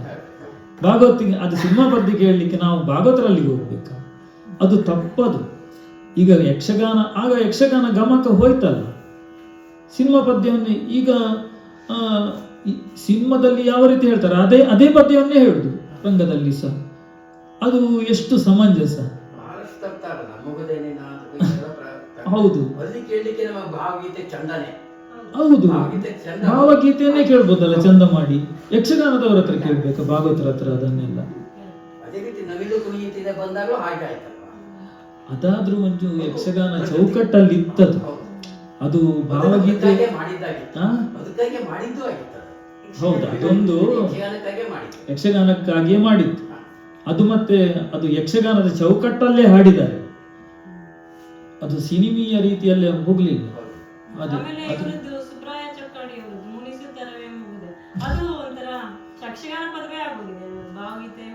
ಹೌದು, ಅದೇ ಅವರು ಈಗ ಇವರು ಹೇಳಿದ್ರು ಅದನ್ನೇ. ಅದು ಮುನಿಸುತ್ತರವೇ. ಈಗ ಅವರು ಮೊದಲು ಹಾಡಿದವರದ ಪದ್ಯವೇ ಖುಷಿಯಾಗುದಿಲ್ಲ ಕೇಳಲಿಕ್ಕೆ. ಇದು ಯಕ್ಷಗಾನದಲ್ಲಿ ತರಬೇಕಾ? ಬೇಡ, ನಿಜವಾಗಿ ಬೇಡ. ಅಂತದ್ದೇ ಬಂದು ಎಲ್ಲ ಕೆಲವು ಹಾಳಾಗುತ್ತೆ ಯಕ್ಷಗಾನದಲ್ಲಿ. ಒಂದು ಈ ತರ ಹೇಳಿದ್ದು ಕರೆಕ್ಟ್. ನೀವು ಬೇರೆ ತರ ಭಾವಗೀತೆ ಬರೋದು ಯಕ್ಷಗಾನಕ್ಕೆ ಸರಿ ಅಲ್ಲ. ಬಟ್ ಯಕ್ಷಗಾನ ಪದನು ಹೇಳ್ತಾ ಈಗ ತುಂಬಾ ಹೊರಗಡೆಯಿಂದ ಇನ್ಫ್ಲೂಯೆನ್ಸ್ ಆಗ್ತಾ ಇದೆ. ಅವ್ರ ಶೈಲಿನೂ ಬದಲಾವಣೆ ಆಗ್ತಾ ಇದೆ. ಎಲ್ಲ ಪಾಪ್ಯುಲರ್ ಸಾಂಗು ಯಕ್ಷಗಾನ ಪಾಪ್ಯುಲರ್ ತರ ಹೇಳ್ತಾರೆ. ಆ ತರ ಈ ಒರಿಜಿನಲ್ ಯಕ್ಷಗಾನ ಸಾಂಗನ್ನು ಬೇರೆ ಬೇರೆ ಶೈಲಿಲಿ ಹೇಳ್ತಾರೆ. ಈಗ ಕರ್ನಾಟಿಕ್ ಸ್ಟೈಲ್ ಹೇಳ್ತಾರೆ, ಫಿಲ್ಮ್ ಸ್ಟೈಲಾಗಿ ಹೇಳ್ತಾರೆ. ಅದ್ರ ಬಗ್ಗೆ ನಿಮ್ಗೆ ಏನ್ ಅನ್ಸುತ್ತೆ? ಯಕ್ಷಗಾನ ನೋಡ್ತಾ ಇದ್ದಾರೆ, ಇದು ಒರಿಜಿನಲ್ ಸಾಂಗ್, ಇದೇನು ಹೊರಗಡೆಯಿಂದ ಬಂದಿದ್ದಲ್ಲ. ಹೌದೌದು. ಈಗ ಯಕ್ಷಗಾನದ ಗಮಕ ಹಳೆಯ ಕಾಲದಿಂದಲೂ ಆ ಶೈಲಿ ಅಂತ, ಯಕ್ಷಗಾನ ಶೈಲಿ ಅಂತ ಬರುವುದು ಯಕ್ಷಗಾನಕ್ಕೆ ಮಾತ್ರ ಅಲ್ವಾ? ಅದಕ್ಕೆ ಈ ಸಂಗೀತ, ಭಾವಗೀತೆ, ಸುಗಮ ಸಂಗೀತ ಎಲ್ಲ ಸೇರಿದ್ರೆ ಆ ಶೈಲಿ ಕೆಡ್ತದೆ, ಯಕ್ಷಗಾನ ಶೈಲಿ ಕೆಡ್ತದೆ, ಅದು ನಶಿಸ್ತದೆ. ಈಗ ನಮ್ಗೆ ಈಗ ಸಾಧಾರಣ ನಾವು ಹಳೆಯ ಕಾಲದಿಂದ ಭಾಗವತಿಗೆಯನ್ನೆಲ್ಲ ಕೇಳಿ ನಮ್ಗೆ ಸಾಧಾರಣ ಹೀಗೆ ಅಂತ ಗೊತ್ತುಂಟು. ಈಗ ಮುಂದಿನ ಪೀಳಿಗೆಯವರು ಈ ಭಾವಗೀತೆಯನ್ನು ಇದನ್ನೆಲ್ಲ ಕೇಳಿ ಇದೇ ಯಕ್ಷಗಾನ ಅಂತ ಎಣಿಸುವುದಿಲ್ಲ. ಹಾಗೆಂತ ಮಾಡುದು? ತಪ್ಪು ಸಂದೇಶ ಮುಂದಿನವರೆಗೆ ಹೋಗುದಿಲ್ವಾ? ಹೌದು, ಚೌಕಟ್ಟನ್ನು ಮೀರಿ ಹೋಗ್ಬಾರ್ದು. ಇದರಲ್ಲಿ ಬೇರೆ ಬೇರೆ ರಾಗದಲ್ಲೂ ನಿಮ್ಮ ಹಾಡುಗಾರಿಕೆ ಬರ್ತದೆ ಯಕ್ಷಗಾನದ ಭಾಗವತಿಕೆಯಲ್ಲಿ. ಆ ಪ್ರಸಂಗದಲ್ಲೇ ಮೊದಲೇ ನಿರ್ಣಯ ಆಗಿರ್ತದ ಇದೇ ರಾಗದಲ್ಲೇ ಹಾಡಬೇಕು ಅಂತ? ಯಾಕಂದ್ರೆ ಇದು ಯಕ್ಷಗಾನದ್ದು ಬೇರೆ ರೀತಿ ಹಾಡುಗಳಲ್ವಾ? ಯಕ್ಷಗಾನದ ಹಾಡುಗಳ ಛಂದಸ್ಸೇ ಒಂದು ಬೇರೆ ತರ, ಕಾವ್ಯದ ಛಂದಸ್ಸೇ ಬೇರೆ, ಯಕ್ಷಗಾನದ ಛಂದಸ್ಸೇ ಬೇರೆ. ಅದಕ್ಕೂ ಒಂದು ಶಾಸ್ತ್ರ ಉಂಟು ಛಂದಸ್ಸಿಗೆ. ಅದು ಆ ಶಾಸ್ತ್ರ ಪ್ರಕಾರವೇ ಹಾಡಬೇಕು. ಅದು ರಾಗಗಳು ಮಾತ್ರ, ಅದಕ್ಕೆ ಮಟ್ಟ ಅಂತ ಹೇಳ್ತಾರೆ. ರಾಗಗಳು ಈಗ ಪ್ರಸಂಗ ಪುಸ್ತಕದಲ್ಲಿ ಅದು ರಾಗದ ಹೆಸರು ಹಾಕಿ ಆರಬಿ ಏಕ, ಕಲ್ಯಾಣಿ ಏಕ, ಸೌರಾಷ್ಟ್ರ ತ್ರಿವುಡೆ, ಅದು ರಾಗವನ್ನು ಬಳಸಲಿಕ್ಕೆ ಹಾಕುವಂಥದ್ದಲ್ಲ. ಅದು ಮಟ್ಟುಗಳ ಹೆಸರು. ಅಂಥದ್ದು ಮಟ್ಟು ಸಾಧಾರಣ 700-800 ಮಟ್ಟು ಉಂಟು ಸಾಧಾರಣ ಯಕ್ಷಗಾನದಲ್ಲಿ. ಬೇರೆ ಬೇರೆ ಸಪ್ತ ತಾಳದಲ್ಲಿ ಬೇರೆ ಬೇರೆ ವಿಧ. ಅದಕ್ಕೆ ಅದು ರಾಗ ಬಳಸುವುದು ಯಕ್ಷಗಾನದ ವೇಷಗಳ ಭಾವನೆ, ಸಂದರ್ಭ, ದುಃಖದ ಸಂದರ್ಭಕ್ಕೆ ಯಾವ ರಾಗ ಹಾಕಬೇಕು. ಈಗ ಆನಂದ ಭೈರವಿ, ಶಿವರಂಜನಿ ಎಲ್ಲ ದುಃಖಕ್ಕೆ ಹಾಕೋದು. ಶೃಂಗಾರಕ್ಕೆ ಸಾಧಾರಣ ಮೋಹನ, ಕಲ್ಯಾಣಿ ಇಂಥದ್ದೆಲ್ಲ ಶೃಂಗಾರಕ್ಕೆ ಹಾಕೋದು. ಅದೇ ರೀತಿ ಅದು ಶೃಂಗಾರ ಬರುವಾಗ ಬೇರೆ ರಾಗ, ಅದು ರಾಗಗಳು ಬೇರೆ. ಅದರಲ್ಲಿ ಪ್ರತಿಯಲ್ಲಿದ್ದ ರಾಗವನ್ನು ಹಾಕುವುದಲ್ಲ, ಅದು ಸಮಯ ಸಂದರ್ಭಕ್ಕೆ ಸರಿಯಾಗಿ ಹಾಕುವಂಥದ್ದು. ಇನ್ನು ಇದರಲ್ಲಿ ಭಾಗವತಿಕೆಯಲ್ಲಿ ಪ್ರಸಿದ್ಧ ಭಾಗವತರು ಅನ್ನೋದು ಯಾರು ಹಿಂದೆ ಆಗಿ ಹೋಗಿದ್ದಾರೆ, ಅವ್ರ ಬಗ್ಗೆ ಏನಾದರೂ ಹೇಳ್ತೀರಾ ಸಾಕು ವಿಷಯ? ಪ್ರಸಿದ್ಧ ಭಾಗವತರು ಹೇಳಿದ್ರೆ ಅದೇ ನಮ್ಮ ಉಡುಪಿ ಬದಿಯಲ್ಲಿ ಅದೇ ಶೇಷಗಿರಿ, ಕುಂಜಾಲು ಶೇಷಗಿರಿ ಕಿಣಿ, ಮತ್ತು ಜಾನುವಾರುಕಟ್ಟೆ ಗೋಪಾಲಕೃಷ್ಣ ಕಾಮತ್, ಮತ್ತು ಗೋರ್ಪಾಡಿ ವಿಠ್ಠಲ ಪಾಟಿ ಇದೆ, ಮತ್ತು ಕಾಳಿಂಗನೌಡ್ರು ಅವ್ರದ್ದೊಂದು ಕಂಠ ಸಿರಿ ಹೇಳಿದ್ರೆ ಅದಕ್ಕೆ ಯಕ್ಷಗಾನದಲ್ಲಿ ಒಂದು ಯುವಕರು ಎಲ್ಲ ಬರಲಿಕ್ಕೆ ಶುರು ಮಾಡಿದ ಅವರ ಪದ್ಯವನ್ನು ಕೇಳಿ ಅವರೊಂದು ತರ ಅದನ್ನು ಬೇರೆ ತರ ಒಂದು ಅದ್ಭುತ, ಅವರ ಕಂಠ ಸಿರಿಯ ಅದ್ಭುತ. ನಾನ್ಸ ಅವರ ಪದ್ಯ ಕೇಳುವುದಂದ್ರೆ ಆಚೆ ಬದಿ ಆಟ ಆದ್ರೆ ಅವ್ರು ಬರುವಾಗಲೇ ಹೋಗುದು ಆಟಕ್ಕೆ ನೋಡ್ಲಿಕ್ಕೆ, ಅಂತ ಒಂದು ಭಾಗವತರು ಅವರು. ಹಾಗೆ ಅಂತ ಮತ್ತೆ ಕಡತೋಕ ಮಂಜಾತ್ ಭಾಗವತರು ಇದ್ರು, ಕಡತೋಕ ಕೃಷ್ಣ ಭಾಗವತರು, ನೆಬ್ಬೂರು ನಾರಾಯಣ ಭಾಗವತರು, ಕಪ್ಪೆಕೆರೆ ಕಪ್ಪೆಕೆರೆ ಸುಬ್ರಾಯ ಭಾಗವತರು, ಇವರೆಲ್ಲ ಒಳ್ಳೆ ಭಾಗವತರು. ಮತ್ತೆ ನನ್ನ ಗುರು ವಿದ್ವಾನ್ ಗಣಪತಿ ಭಟ್ರು, ಅವರು ಒಳ್ಳೆ ಭಾಗವತರು. ಧಾರೇಶ್ವರ. ಇನ್ನು ಇದು ತಾಳಮದ್ದಲೆ ಬಗ್ಗೆ ಆಗ ನೀವು ಹೇಳಿದ್ರಿ ಶುರುಗೆ, ತಾಳಮದ್ದಲೆಗೂ ಯಕ್ಷಗಾನಕ್ಕೂ ಬರೀ ವೇಷದಲ್ಲಿ ಮಾತ್ರ ವ್ಯತ್ಯಾಸವ ಅಥವಾ ಬೇರೆ ವ್ಯತ್ಯಾಸ? ತಾಳಮದ್ದಲೆಯಲ್ಲಿ ವೇಷ ಇರುವುದಿಲ್ಲ, ಆದ್ರೆ ಪಾತ್ರಧಾರಿ ಆ ಪಾತ್ರದಲ್ಲಿ ತಲ್ಲೀನನಾಗ್ತಾನೆ. ಆ ಪಾತ್ರದಲ್ಲಿ ಅಲ್ಲಿ ಮತ್ತೆ ವಿಷಯಗಳು ತುಂಬ ಬರ್ತದೆ. ಅಲ್ಲಿ ಪ್ರತಿ ಪದ್ಯದ ಅರ್ಥಕ್ಕೆ ಸರಿಯಾಗಿ ಅದು ಅವರು ಬೇರೆ ವಿಷಯಕ್ಕೂ ಹೊರಗೆ ಹೋಗಿ ಒಳಗೆ ಬಂದು ಆ ಪದ್ಯಕ್ಕೆ ಸರಿಯಾಗಿ ಅವರು ವಿದ್ವಾಂಸರಾಗಿರ್ತಾರೆ. ಹೆಚ್ಚಾಗಿ ಶಬ್ದವನ್ನು ಕೆದಕಿ ನೋಡಿಕೊಂಡು ಅದೊಂದು ವಿದ್ವತ್ತು ಬೇರೆ ತಾಳಮದ್ದಲೆ. ವಾಕ್ಚಾತುರ್ಯ, ಹೌದು. ಮತ್ತೆ ತರ್ಕಗಳು ಬರ್ತದೆ ಅದರಲ್ಲಿ. ತರ್ಕವನ್ನು ಮಾಡಿದ್ರು ಮುಂದಿನ ಪದ್ಯ ಯಾವುದು ಅದು ಅಲ್ಲಿಗೆ ಬಂದು ಕೂತ್ಕೊಳ್ತಾರೆ. ಹೌದೌದು, ಅದು ಆ ಪ್ರಸಂಗ ನಡೆಗೆ ಸರಿಯಾಗಿ ಬರುವಂತದ್ದು. ಹೊರಗೆ ಹೋದ್ರು, ಈಗ ಪದ್ಯದ ಅರ್ಥದಕ್ಕಿಂತ ಹೊರಗೆ ಹೋದ್ರು ವಿಷಯಗಳು ಒಳ್ಳೊಳ್ಳೆ ವಿಷಯಗಳನ್ನು ಹಾಕ್ತಾರೆ. ಅದು ನಮ್ಗೆ ವಿಷಯಗಳು ಸಿಗ್ತದೆ ಪ್ರಸಂಗಗಳಲ್ಲಿ. ಅವರು ಬೇರೆ ಬೇರೆ ವಿಷಯಗಳನ್ನು ತಂದು ಹಾಕ್ತಾರೆ. ಹೌದು, ಅದು ಜ್ಞಾನವನ್ನು ವೃದ್ಧಿಸ್ತದೆ. ಹೌದು, ಅದೊಂಥರ ಬೇರೆ, ಅದರ ಖುಷಿಯೇ ಬೇರೆ. ಆ ವರ್ಗ, ಆ ತಾಳಮದ್ದಲೆ ಕೇಳೋ ವರ್ಗವೇ ಬೇರೆ. ಹೌದು. ಇನ್ನು ಇದರಲ್ಲೇ ಯಕ್ಷಗಾನದಲ್ಲೇ ಇನ್ನೊಂದು ಭಾಗ ಹೂವಿನ ಕೋಲು. ಸೊ ಅದು ಯಾವ ಸಮಯದಲ್ಲೇ ಜಾಸ್ತಿ ಆಗ್ತದೆ, ಮತ್ತೆ ಅದು ಯಕ್ಷಗಾನದಿಂದ ಹೇಗೆ ಅದು ಬೇರೆ, ಮತ್ತೆ ಅದರದ್ದೇ ಒಂದು ಭಾಗ ಕೂಡ ಅಲ್ವಾ ಅದು? ಹೌದೌದು. ಅದು ಮುಂಚೆ ಅದು ನವರಾತ್ರಿಯ ಹೊತ್ತಿಗೆ 9 ದಿವಸ ಈ ಮೇಳದ ಭಾಗವತರು ಮೊದಲಿಗಾರರೆಲ್ಲ ಆಗ ಮುಂಚೆ, ಈಗಾದರೆ ಆಟ ಎಲ್ಲ ಸಿಗ್ತದೆ, ಮುಂಚೆ ಎಲ್ಲ ಆಟ ಮಳೆಗಾಲದಲ್ಲಿ ಆಟ ಇರುವುದಿಲ್ಲ ಅವರಿಗೆ. ಆಗ ನವರಾತ್ರಿಗೆ ಅವರು ಹೂವಿನ ಕೋಲು ಹೇಳಿ ಅದು ಕಲಿಯುವ ಮಕ್ಕಳನ್ನು, ಯಕ್ಷಗಾನ ಕಲಿಯುವ ಮಕ್ಕಳನ್ನು, ಅದರಲ್ಲಿ ಅರ್ಥಗಾರಿಕೆ ವೃದ್ಧಿಯಾಗ್ತದೆ. ಮಕ್ಕಳನ್ನೆಲ್ಲ ಕರ್ಕೊಂಡು ಹೋಗಿ ಅದಕ್ಕೆ ಒಂದು ವೇಷಭೂಷಣ ಉಂಟು. ಪೈರಾನ್ ಜುಬ್ಬ ಹಾಕಿ ತಲೆಗೆ ಒಂದು ಟೊಪ್ಪಿ ಮತ್ತು ಒಂದು ಕೋಲು ಹಿಡ್ಕೊಳ್ತಾರೆ, ಅದು ಹೂವನ್ನು ಅದಕ್ಕೆ ಸಿಂಗಾರ ಮಾಡಿ ಒಂದು ಕೋಲು, ಅದಕ್ಕೆ ಹೂವಿನ ಕೋಲು ಹೇಳುದು, ಅದು ಆ ಇಬ್ಬರು ಮಕ್ಕಳು ಹಿಡ್ಕೊಂಡಿರ್ತಾರೆ. ಅದು ಗುರುದೈವ ಗಣಪತಿಗೆ ಶರಣು ಶರಣೆಂಬೆ ಅದೊಂದು ಪದ್ಯ ಉಂಟು. ಅದು ಪ್ರತಿ ಮನೆಗೆ ಅವರು ಹೋಗ್ತಾರೆ, ಅದು ಗೌರವದಿಂದಲೇ ಕರೀತಾರೆ. ಅದು ಭಾಗವತರು ಇವರನ್ನೆಲ್ಲ ಗೌರವದಿಂದ ಕರೆದು ಅಲ್ಲಿಗೆ ಆ ಮನೆಗೆ ಶುಭ ಆಗಲಿ ಅನ್ನುವ ಆ ತಾತ್ಪರ್ಯ ಆ ಪದ್ಯದಲ್ಲಿ ಬರ್ತದೆ. ಅದವರು ಪ್ರತಿ ಮನೆಯಲ್ಲಿ ಹೋಗಿ ಹೇಳ್ತಾರೆ. ಆ ಪದ್ಯವನ್ನು ಸುರಿಗೆ ಹೇಳಿ ಮತ್ತೆ ಪ್ರಸಂಗದ ಒಂದು ಯಾವುದಾದ್ರೂ ಒಂದು ಭಾಗ ತಗೊಳ್ಳುದು. ಅರ್ಥಗಾರಿಕೆ ಪದ್ಯ ಮೊದಲೇ ಇರ್ತದೆ, ಮತ್ತೆ ಅರ್ಥಗಾರಿಕೆ ಸಂಭಾಷಣೆ. ಸುಮಾರು ಎಷ್ಟು ಹೊತ್ತು ಇರ್ತದೆ? ಅದು ಒಂದು 10-20 ನಿಮಿಷ. ಹೌದು, ಅದು ನವರಾತ್ರಿಯಲ್ಲಿ ಮಾತ್ರ ಮಾಡುದು ಹೆಚ್ಚಾಗಿ. ಮನೆ ಮನೆಗೆ ಮುಂಚೆ ಎಲ್ಲ ಹೋಗ್ತಾ ಇದ್ರು. ಅಂದ್ರೆ ಈ ಆಟ ಬೇರೆ ಆಟಗಳು ಮಾಡ್ಲಿಕ್ಕೆ ಆಗದೆ ಇರುವ ಕಾರಣ. ಹೌದು, ಆಗ ಮಳೆಗಾಲಕ್ಕೆಲ್ಲ ಆಟ ಅವರಿಗೆ ಇರುವುದಿಲ್ಲ. ಈಗೆಲ್ಲ ಉಂಟು, ಈಗೆಲ್ಲ ಮಳೆಗಾಲಕ್ಕೂ ಆಟ ಸಿಗ್ತದೆ. ಆಗ ಅವರ ಇದಕ್ಕೂ ಆಗ್ತದೆ, ಅವರ ಜೀವನೋಪಾಯಕ್ಕೂ ಅದರಿಂದ ಒಳ್ಳೆದಾಗ್ತದೆ. ಆ ರೀತಿಯಲ್ಲಿ ಸಹ ಮಾಡ್ತಾ ಇದ್ರು. ಹೌದು, ಮತ್ತೆ ಅದು ಮನೆಗೆ ಶುಭ ಆಗ್ಲಿ ಅನ್ನೋ ಅವರು ಶುಭ ಹಾರೈಸ್ತಾರೆ ಅವರು. ಅದೊಂದು ಒಳ್ಳೇದೇ. ಹೌದು, ಅದೊಂದು ಯಕ್ಷಗಾನ ಹೂವಿನ ಕೋಲು ಅಂತ. ಮಕ್ಕಳನ್ನೇ ಕರ್ಕೊಂಡು ಹೋಗ್ತಾರೆ. ಹೆಚ್ಚಾಗಿ ಮಕ್ಕಳನ್ನೇ ಕರ್ಕೊಂಡು ಹೋಗ್ತಾರೆ. ಅದು ಮಕ್ಕಳಿಗೂ ವಾಕ್ಚಾತುರ್ಯ ಬರ್ತದೆ, ವೃದ್ಧಿ ಆಗ್ತದೆ. ಪದ್ಯ ಇತ್ತು ಬರ್ತಾ ಇಲ್ಲ, ಸತ್ಯಭಾವನೆ ಮತ್ತು ಕೃಷ್ಣ ಇದು ಸಂವಾದ ಬರ್ತಾ ಇತ್ತು. ಹೌದೌದು, ಅದು ಒಂದೊಂದು ಕಡೆ ಒಂದೊಂದು ಸಂವಾದ ಬರ್ತಾ ಇತ್ತು.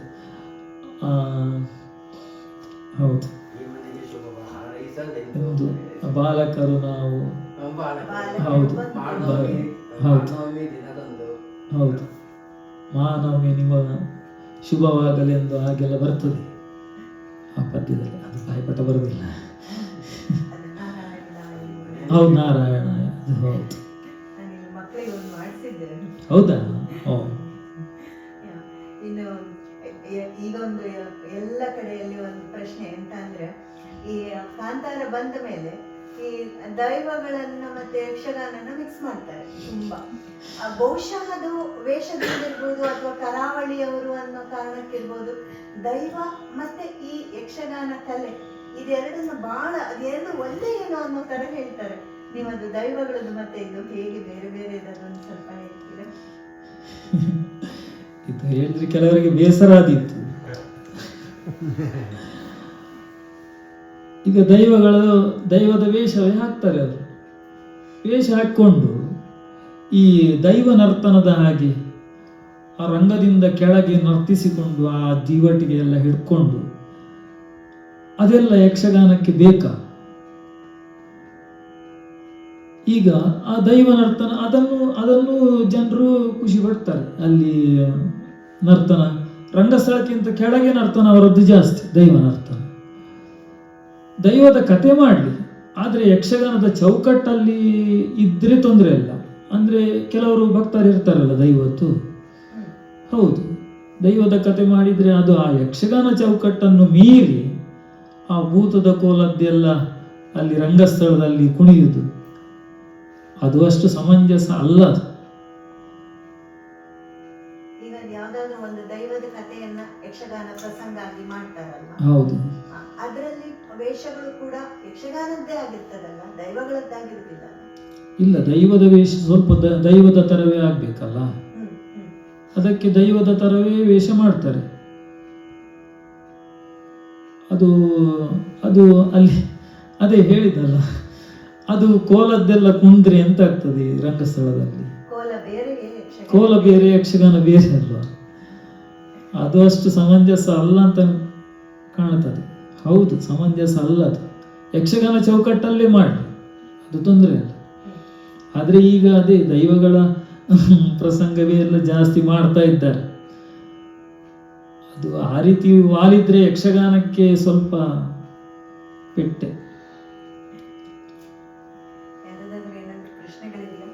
ಒಂದು ಪ್ರಶ್ನೆ ಲಾಸ್ಟ್ ಇಯರ್ ನಾನು ಹೋದಾಗ ಅಬ್ಸರ್ವ್ ಮಾಡಿರೋದು, ತುಂಬ ಹೊಸ ಪ್ರಸಂಗಗಳು ಬರ್ತವೆ ಯಕ್ಷಗಾನದಲ್ಲಿ.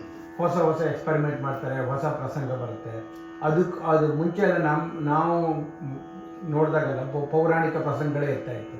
ಇವಾಗ ಬೇರೆ ಬೇರೆ ಹೊಸ ಪ್ರಸಂಗನ ಎವ್ರಿ ಇಯರ್ ಲೈಕ್ ಅವ್ರು ಹೇಳ್ತಾರೆ, ಈ ವರ್ಷ ಹೊಸ 4 ಪ್ರಸಂಗ ಬರ್ತಾ ಇದೆ ಅಂತ, ಅದು ಹೇಗೆ ಕ್ರಿಯೇಟ್ ಮಾಡ್ತಾರೆ? ಅದರಿಂದ ನಿಮ್ಮ ಅಭಿಪ್ರಾಯ ಏನು? ಆ ಥರ ಹೊಸ ಹೊಸ ಯಕ್ಷಗಾನ, ಅದಕ್ಕೂ ಪೌರಾಣಿಕ ಇದಕ್ಕೂ ಏನೂ ಸಂಬಂಧ ಇರೋದಿಲ್ಲ ಆ ಥರ ಯಕ್ಷಗಾನ ಹೊಸ ಹೊಸ ಪ್ರಸಂಗಗಳು? ಈಗ ಹೊಸ ಪ್ರಸಂಗ ಒಂದು ವೇಳೆ ಹೊಸತನ ಬೇಕಾದರೂ ಅದು ಯಕ್ಷಗಾನದ ಚೌಕಟ್ಟಲ್ಲಿ ಇರಬೇಕು. ಈ ಪದ್ಯಗಳು ಯಕ್ಷಗಾನ ಛಂದಸ್ಸೇ ಬೇರೆ ಅಲ್ವಾ, ಈ ಹೊಸ ಪ್ರಸಂಗಗಳೇ ಆ ಛಂದಸ್ಸಲ್ಲಿ ಇರುವುದಿಲ್ಲ. ಅವರು ಈಗ ಹೊಸ ಪ್ರಸಂಗ ಯಾವ ರೀತಿ ಅಂದರೆ ಸಿನಿಮಾದ ಕಥೆಯನ್ನೇ ಹೊಸ ಪ್ರಸಂಗವಾಗಿ ತರ್ತಾರೆ. ಹೊಸ ಪ್ರಸಂಗವಾಗಿ ತಂದ ಮೇಲೆ ಅಲ್ಲಿ ಹಾಕಿದ ಪದ್ಯ ಉಂಟಲ್ಲ ಸಿನಿಮಾದಲ್ಲಿ, ಆ ಪದ್ಯವನ್ನೇ ಅಲ್ಲಿ ಹಾಕ್ತಾರೆ. ಅದು ಯಕ್ಷಗಾನಕ್ಕೆ ಮಾರಕ. ಅದು ಯಕ್ಷಗಾನವನ್ನು ಅದೇ ಈಗ ಬರೆಯುವವರಾಗಿ ಯಕ್ಷಗಾನ ಛಂದಸ್ಸಲ್ಲಿ ಬರೀಲಿ, ಅದರಲ್ಲಿ ಸಹ ನೀತಿ ಉಂಟು, ಇಲ್ಲ ಅಂತ ಹೇಳಿಲ್ಲ. ಈಗ ಹೊಸ ಪ್ರಸಂಗದಲ್ಲಿ ಯಕ್ಷಗಾನ ಚೌಕಟ್ಟನ್ನು ಮೀರಿ ಅವರು ಮಾಡುವಂಥದ್ದು ಸರಿಯಲ್ಲ ಹೇಳುದು.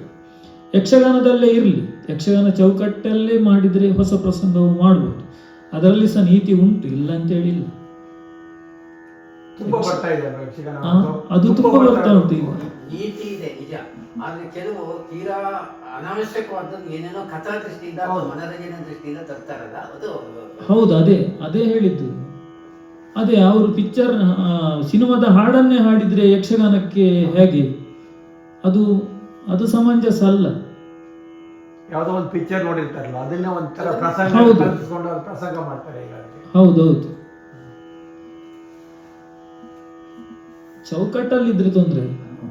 ಯಕ್ಷಗಾನವು ಸ್ವಲ್ಪ ಹೊಸ ತರ ಕಾಣ್ಬೇಕಾದ್ರೆ ಆ ಚೌಕಟ್ಟಲ್ಲಿದ್ರೆ ತೊಂದ್ರೆ. ಯಕ್ಷಗಾನ ಚೌಕಟ್ಟಲ್ಲಿ ಮತ್ತೊಂದು ವಾದ ಅಂದ್ರೆ ಯಕ್ಷಗಾನ ನಿಂತ ನೀರಾಗಬಾರ್ದು. ಹೌದೌದು, ಹೌದು, ಅದು ವಾದ.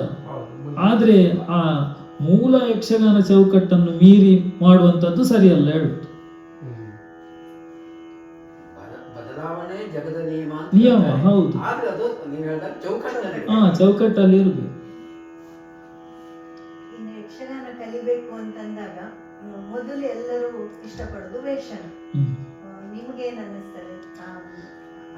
ಕುಣಿತ ಕಲಿತು ಅವರು ವೇಷ ಹಾಕ್ಬೇಕು, ಸುಮ್ಮನೆ ವೇಷ ಹಾಕ್ಬಾರ್ದಂತನ, ಅಥವಾ ವೇಷದ ಮೇಲೆ ಮೋಹ ಇರುವುದು ನ್ಯಾಚುರಲ್ ಅನ್ನಿಸ್ತದ? ಹೇಗೆ? ಅಲ್ಲ, ವೇಷದ ಮೇಲೆ ಮೋಹ ಇದ್ದು ಮಾಡುವಂತದ್ದು ಖುಷಿಯೇ, ಅದು ಮಾತ್ರ. ಅದೇ ಬೇರೆ ಈ ಪಿಕ್ಚರ್ನ ಪದ್ಯಕ್ಕೆ ಅದಕ್ಕೆಲ್ಲ ಹೋಗಬಾರ್ದು. ವೇಷ ಮಾಡುದು ಅದು ಎಲ್ರಿಗೊಂದು ಯಕ್ಷಗಾನದ ವೇಷಭೂಷಣ ಒಂದು ಆಕರ್ಷಣೆ. ಅದನ್ನು ಪ್ರಯೋಗ ನರ್ತನ ಇದೆಲ್ಲ ಮಾಡುವಾಗ ಕಲ್ತೇ ಮಾಡಬೇಕಾಗ್ತದೆ. ಅದು ಸಹ ಒಳ್ಳೆ ಗುರುಗಳಿಂದಲೇ ಕಲಿಬೇಕು. ಆ ಅಂಗ ಆಕಾರ ಅದೆಲ್ಲ ಸರಿ ಬರಬೇಕು. ಅದೆಲ್ಲ ನುರಿತ ವಿದ್ವಾಂಸರ ಹತ್ರವೇ ಕಲಿಬೇಕು. ಕಲಿಯುವಾಗ ಮತ್ತೆ ಕೆಲವರು 4 ಕುಣಿತ ಕಲಿತು ಮತ್ತೆ ಹೇಳಲಿಕ್ಕೆ ಶುರು ಮಾಡ್ತಾರೆ. ಅದೆಲ್ಲ ತುಂಬಾ ಅಂಥದ್ದೆಲ್ಲ ಉಂಟು, ಅದೆಲ್ಲ ಸರಿಯಲ್ಲ.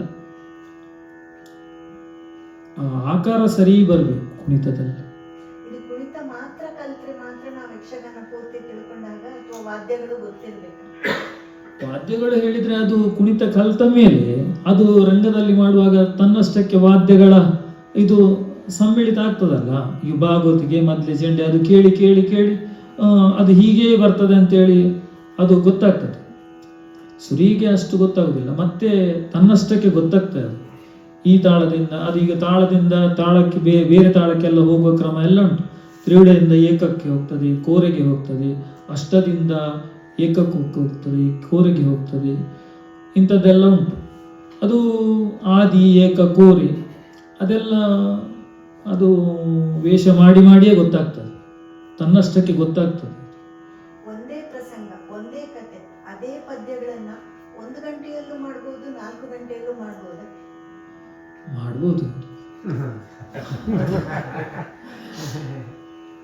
ಅದೇ ಅದರ ಪೂರ ಸತ್ವವನ್ನು ಕೊಡ್ಲಿಕ್ಕೆ ಆಗುದಿಲ್ಲ. 4 ಗಂಟೆಯಲ್ಲಿ ಆಗುವಂತ ಪ್ರಸಂಗದ ಸತ್ವವನ್ನು 1 ಗಂಟೆಯಲ್ಲಿ ಕೊಡ್ಲಿಕ್ಕೆ ಆಗುದಿಲ್ಲ. ಅದು ಸಹ ಚಂದ ಆಗುದಿಲ್ಲ. 1 ಗಂಟೆ ಪ್ರಸಂಗ 1 ಗಂಟೆಗೆ ಆಗ್ಬೇಕು. ಅದನ್ನು ವಿಸ್ತಾರ ಮಾಡಿದ್ರೆ ಜಬ್ ಆಗ್ತದೆ, ಚಂದ ಕೆಡ್ತದೆ. ವಿಸ್ತಾರ ಮಾಡುದು ಕುಣಿತದಲ್ಲ ಅಥವಾ ಅರ್ಥಗಾರಿಕೆಯಲ್ಲ? ಹೇಗೆ? ಅದು ಕುಣಿತದಲ್ಲಿ ಅರ್ಥಗಾರಿಕೆಯಲ್ಲಿ ವಿಸ್ತಾರ ಮಾಡುದು. ಅದು ಇಂತಿಷ್ಟೇ ನಿಯಮಿತವಾಗಿ ಮಾಡಿದ್ರೆ ಅದೇ ಚಂದ. ಮತ್ತೆ ಕೆಲವು ಸಲ ಕಡಿಮೆಗೆ ಮಾಡ್ಲಿಕ್ಕೆ ಆಗ್ತದೆ, ಆಗುದಿಲ್ಲ ಅಂತ ಹೇಳಿರಲಿಲ್ಲ. ಆಗ ಸ್ವಲ್ಪ ಪದ್ಯ ವಿಸ್ತಾರ ಮಾಡುವಂಥದ್ದು ಕಡಿಮೆ ಮಾಡಬೇಕು, ಕುಣಿತ ವಿಸ್ತಾರ ಕಡಿಮೆ ಮಾಡಬೇಕು, ಮಾತುಗಾರಿಕೆ ಕಡಿಮೆ ಮಾಡಬೇಕು. ಆ ಪ್ರಸಂಗದ ಚಂದ ಹೋಗ್ಬಾರ್ದು. ಆಗ್ತದೆ, ಆಗುದಿಲ್ಲ ಅಂತ ಇಲ್ಲ. ಈ ಯಕ್ಷಗಾನದಲ್ಲಿ ರೂಪಕ ರೀತಿಯಲ್ಲಿ ಮಾಡಬಹುದು ಅಂತ ಅಂತೀರಲ್ಲ, ಅದು ಹೇಗೆ? ಅದರ ಅರ್ಥ ಏನು? ರೂಪಕ ಅಂದ್ರೆ ಅದು ಅರ್ಥಗಾರಿಕೆಯ ಭಾಗ ಕಡಿಮೆ. ಕೆಲವು ರೂಪಕ ಹೇಳಿದ್ರೆ ಖಾಲಿ ಪದ್ಯಕ್ಕೆ ಅಭಿನಯ ಮಾತ್ರ, ಅದರಲ್ಲೇ ಇಡೀ ಕಥೆಯನ್ನು ತಕೊಂಡು ಹೋಗುವಂಥದ್ದು. ನಾವು ಪುಣ್ಯಕೋಟಿ ಗೋವಿನ ಹಾಡು ಉಂಟಲ್ಲ, ಅದನ್ನು ನೃತ್ಯ ರೂಪಕ ಮಾಡ್ತಾ ಇತ್ತು. ಅದು ಮಾತ್ರ ಅದು ಅರ್ಥ ಇಲ್ಲ, ಅದಕ್ಕೆ 1.25 ಗಂಟೆ ಹೋಗ್ತಾ ಇತ್ತು ಧರಣಿ ಮಂಡಲ ಮಧ್ಯದೊಳಗೆ. ಹೌದು, ಪದ್ಯದಲ್ಲಿ ಅರ್ಥ ಆಗ್ತದೆ. ಮತ್ತೆ ಆ ಸನ್ನಿವೇಶ, ಪುಣ್ಯಕೋಟಿ, ಹುಲಿ ವೇಷ, ಮತ್ತೆ ಗೋವುಗಳು, ಗೊಲ್ಲ, ಇಂಥದ್ದೆಲ್ಲ ಮಾಡಿ ಅದನ್ನು ನಾವು ರೂಪಕ ಮಾಡ್ತಾ ಇತ್ತು. ಅದು ಜನರಿಗೆ ಭಾರಿ ಖುಷಿ ಆಗ್ತದೆ, ಅದು ಸಹ ಒಳ್ಳೇದಾಗ್ತದೆ.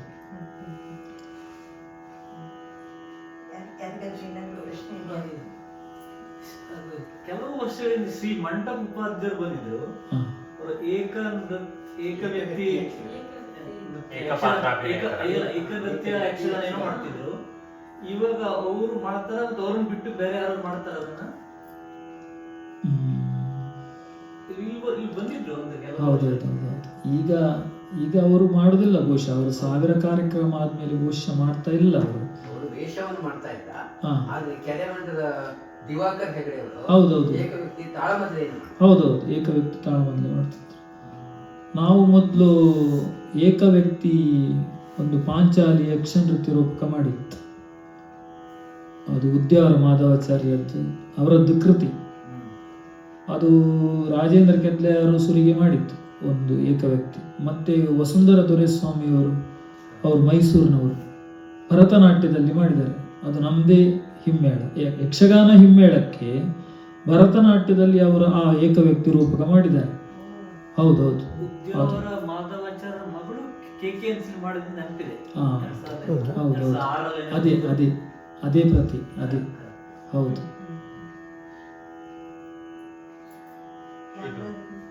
ಒಂದು ಕ್ವಶನ್, ಈಗ ಗಂಡು ವೇಷ ಮತ್ತೆ ಹೆಣ್ಣು ವೇಷದಲ್ಲಿ ನಾನು ಹೆಂಗಸರು ಗಂಡು ವೇಷ ಹಾಕ್ಲಿಕ್ಕೆ ಇಷ್ಟಪಡ್ತಾರೆ, ಗಂಡಸರೇ ಜಾಸ್ತಿ ಹೆಣ್ಣು ವೇಷ ಹಾಕೋದು.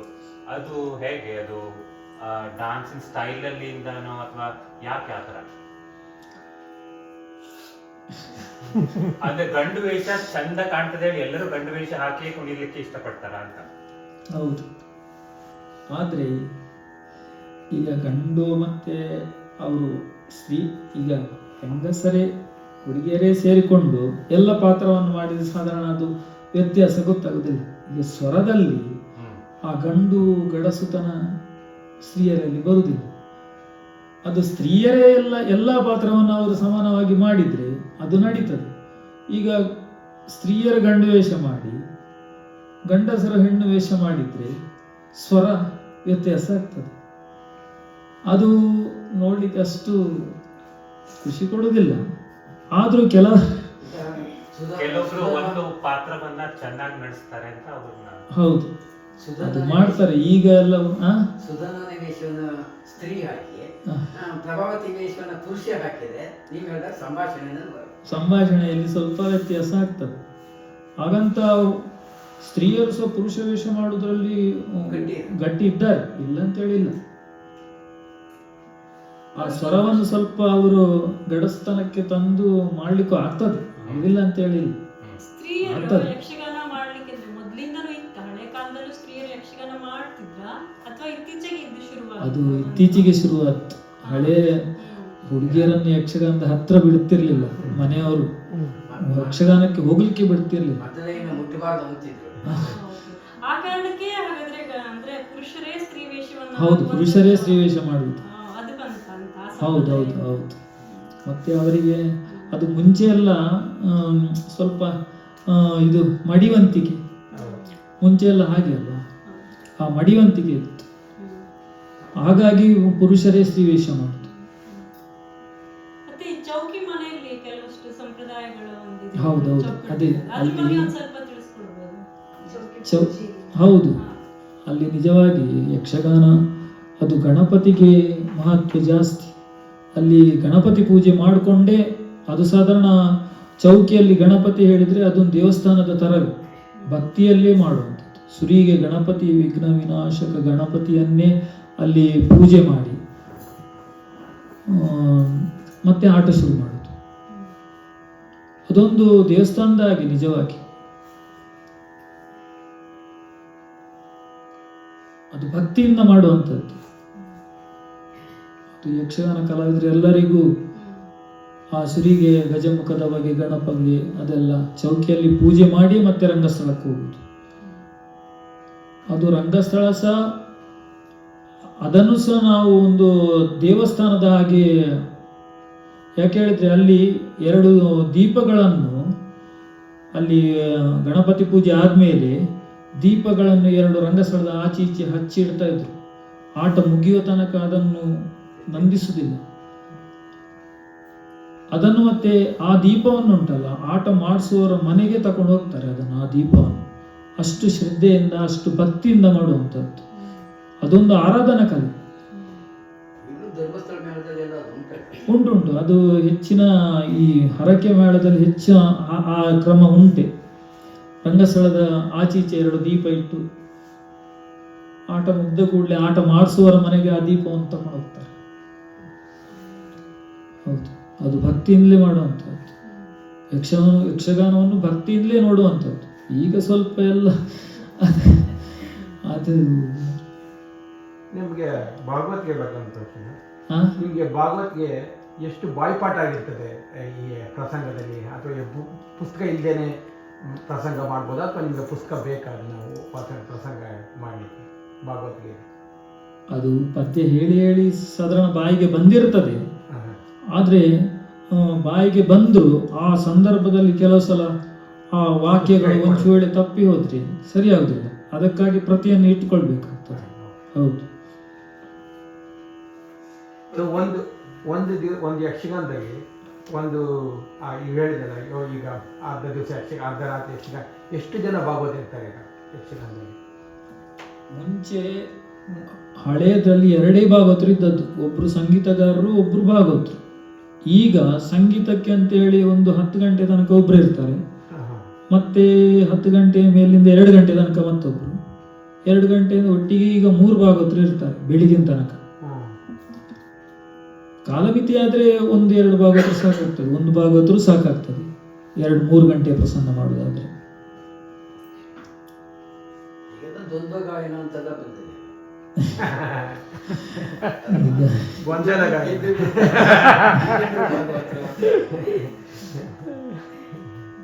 ಅದು ದ್ವಂದ್ವ ಗಾಯನ ಮಾಡಿದ್ರೆ ಅದು ರಂಗಕ್ರಿಯೆಗೆ ಕಷ್ಟ ಆಗ್ತದೆ. ಅದು ಗಾಯನವೇ ಗೊಂದಲ ಆಗ್ತದೆ. ಅದು ಅಲ್ಲಿ ಎಂತ ಆಗ್ತದೆ ಹೇಳಿದ್ರೆ, ಭಾಗವತನಿಗೆ ಸ್ಪರ್ಧೆ ಬರ್ತದೆ. ಅಲ್ಲಿ ಇಲ್ಲಿ ವೇಷಧಾರಿ ಎಂತ ಮಾಡುದು? ವೇಷಧಾರಿನೂ ಈಗ ಒಂದೊಂದ್ಸತಿ ದುರ್ಯೋಧನ ಸೋಲೋದಿಲ್ಲ ಅಂದ್ರೆ ಅದರಲ್ಲೂ ಅವರದ್ದು ಒಂದ್ ಸ್ವಲ್ಪ ಇಂಪ್ರೂವೈಸೇಷನ್ ಮಾಡಿ ಎಳಿತಾ ಹೋಗ್ತಾರೆ. ಅಂದ್ರೆ ಭಾಗವತರಲ್ಲೂ ಅದ್ರ ಆಗೋದು ಸಹಜ. ಈ ವೇದಿಕೆ ಮೇಲೆ ಭಾಗವತರಿಗೆ ಮತ್ತೆ ಇವರಿಗೆ ವೇಷಧಾರಿಗಳಿಗೆ ಅಂದ್ರೆ ಮೊದ್ಲು ಮಾತುಕತೆ ಆಗದೆ ಅಲ್ಲೇ ಕಾಂಪಿಟೇಷನ್ ಆಗಿದ್ದಿರುತ್ತಾ? ಅಂದ್ರೆ ಅದನ್ನ ಹೇಗೆ ನಿಭಾಯಿಸ್ತೀರಿ?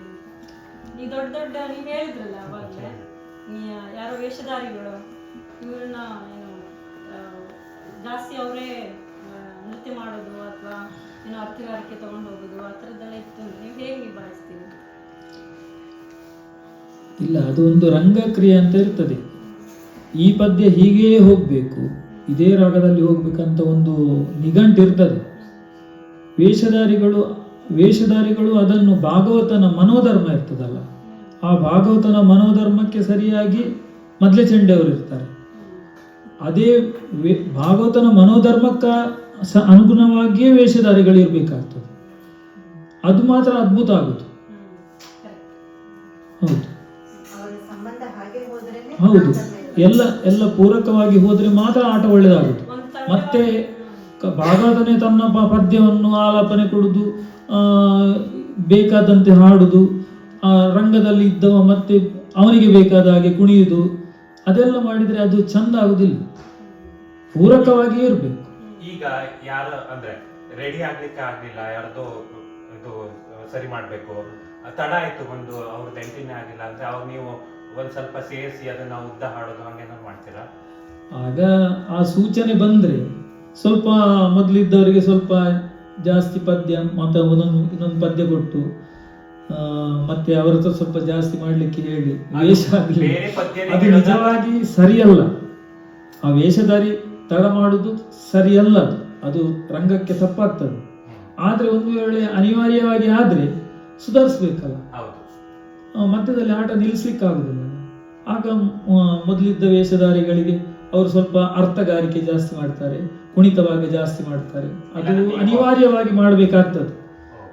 ಹೌದು. ಅದಕ್ಕೆ ಬೇರೆ ಹಾಡು ತಂದು ಬೇರೆ ಹಾಡಂತ ಹೇಳಿದ್ರೆ ಅಲ್ಲಿ ಪ್ರಸಂಗದಲ್ಲಿ ತುಂಬಾ ಹಾಡಿರ್ತದೆ. ಅದು ಪ್ರಸಂಗ ನಿರ್ಣಯ ಆಗಿ ರಂಗಕ್ಕೆ ಬರುವಾಗ ಇಂತಿಂತಹ ಪದ್ಯಗಳನ್ನೇ ತಗೊಳ್ಳುದಂತೇಳಿ ಚೌಕಿಯಲ್ಲಿ ನಿರ್ಧಾರ ಮಾಡಿಕೊಂಡಿರ್ತೇವೆ ವೇಷಧಾರಿಗಳ ಹತ್ರ ಎಲ್ಲ. ಇಂತಿಂತ ಪದ್ಯ ಅದು. ಆದ್ರೆ ಇಲ್ಲಿ ಹೀಗೆ ಆದ ಕೂಡಲೇ ವೇಷಧಾರಿಗೆ ಅಲ್ಲಿ ಪದ್ಯ ಜಾಸ್ತಿ ಇರ್ತದೆ ಪುಸ್ತಕದಲ್ಲಿ, ಅದನ್ನು ಸ್ವಲ್ಪ ಕೊಟ್ಟು ವಿಸ್ತಾರ ಮಾಡಬೇಕಾಗ್ತದೆ. ಇಲ್ಲದಿದ್ರೆ ಆಟ ನಿಲ್ಲಿಸುವ ಕ್ರಮ ಇಲ್ಲಲ್ಲ. ಹೌದು. ಆ ಇದು ಬಂದಾಗ ಭಾಗವತರಿಗೂ ಮತ್ತೆ ನೃತ್ಯ ಮಾಡ್ತಿರೋರ್ಗು ಹೇಗೆ ಕಮ್ಯುನಿಕೇಶನ್ ಹೇಗೆ ಆಗುತ್ತೆ? ಈಗ ಇಲ್ಲ, ಅಲ್ಲಿ ಸೂಚನೆ ಕೊಡುದು ವೇಷ ಆಗ್ಲಿಲ್ಲ ಒಂಚೂರು ಮಾಡುದು. ಹೌದು ಹೌದು. ಒಂದೇ ಅರ್ಥದಲ್ಲಿ ಸ್ವಲ್ಪ ಉದ್ದ ತಗೊಳ್ತಾರೆ, ಸ್ವಲ್ಪ ಕುಣಿತದಲ್ಲಿ ಉದ್ದ ತಗೊಳ್ತಾರೆ. ಹಾಗೆ ಕುಣಿತದಲ್ಲಿ ಉದ್ದ ತಗೊಳ್ಳೋದಂದ್ರೆ ಚಂಡೆ ಬಾರಿಸೋರು ಜಾಸ್ತಿ ಬಾರಿಸಿ ತಾಳ ಜಾಸ್ತಿ ಹಾಕ್ತಾರೆ ಹೇಗೆ? ಅದಂದ್ರೆ ಅದು ಕುಣಿತ ಭಾಗ ಸ್ವಲ್ಪ ಜಾಸ್ತಿ ಮಾಡ್ತಾರೆ. ಅಂದ್ರೆ ಇವರು ಚಂಡೆ ಬಾರಿಸೋರಿಗೆ ಕುಣಿತ ಮಾಡೋದಲ್ಲ, ಕುಣಿತಕ್ಕೆ ಚಂಡೆ ಬಾರಿಸೋದ? ಇಲ್ಲ, ಅದು ಯಕ್ಷಗಾನದಲ್ಲಿ ಅದು ಅವ ಇಂತೆ ಈಗ ಅವರಿಗೆ ಸರಿಸಾಗಿರ್ತದೆ, ಒಡನಾಟ ಇರ್ತದೆ. ಅದು ದಿವಸ ಆಟ ಮಾಡಿ ಮಾಡಿ ಅವರು ಕುಣಿತಾರಲ್ಲ, ಅದು ಚೆಂಡೆಗಾರನಿಗೆ ಮನದಾಗ್ತಾಗಿರ್ತದೆ, ಇವ ಇಂಥದ್ದೇ ಕುಣಿತಾನೆ ಅಂತೇಳಿ ಅದು ಗೊತ್ತಾಗ್ತದೆ ರಂಗದಲ್ಲಿ. ಆದ್ರಿಂದ ಆ ಸಮಸ್ಯೆ ಬರುದಿಲ್ಲ. ಈಗ ಒಂದು ಪ್ರಶ್ನೆ, ನೀವು ಪುರುಷ ವೇಷದ ಬಗ್ಗೆ ಹೇಳಿದ್ರಿ, ಸ್ತ್ರೀ ವೇಷ ಇದು ಒಂದು ಹಾಸ್ಯ ವೇಷ. ಮುಂಚೆ ಇದ್ದರೆ ಯಕ್ಷಗಾನದಲ್ಲಿ ಹಾಸ್ಯ ವೇಷ ಇತ್ತು. ಹೌದು. ಚಾರಕ ಮತ್ತೆ ವನಪಾಲಕ ಅದೆಲ್ಲ ಮುಂಚಿನಿಂದಲೇ ಇತ್ತು. ಬಟ್ ಈಗ ಮಿತಿ ಮೀರದ ಹಾಸ್ಯ ಇದೆ. ಈಗ ಒಬ್ಬ ರಾಜನ ಮುಂಚೆ ರಾಜನೇ ಬರುದು, ಈಗ ರಾಜನ ಒಟ್ಟಿಗೆ ಒಬ್ಬ ವಿದೂಷಕ, ಅಲ್ಲಿ ರಾಜನಿಗಿಂತ ಜಾಸ್ತಿ ವಿದೂಷಕನೇ ಮಾತಾಡ್ತಾರೆ. ಹೌದು, ಜನರಿಗೆ ಖುಷಿ ಆಗ್ಬೇಕು ಅಂತದೆಲ್ಲ ಶುರುವಾಗಿದೆ.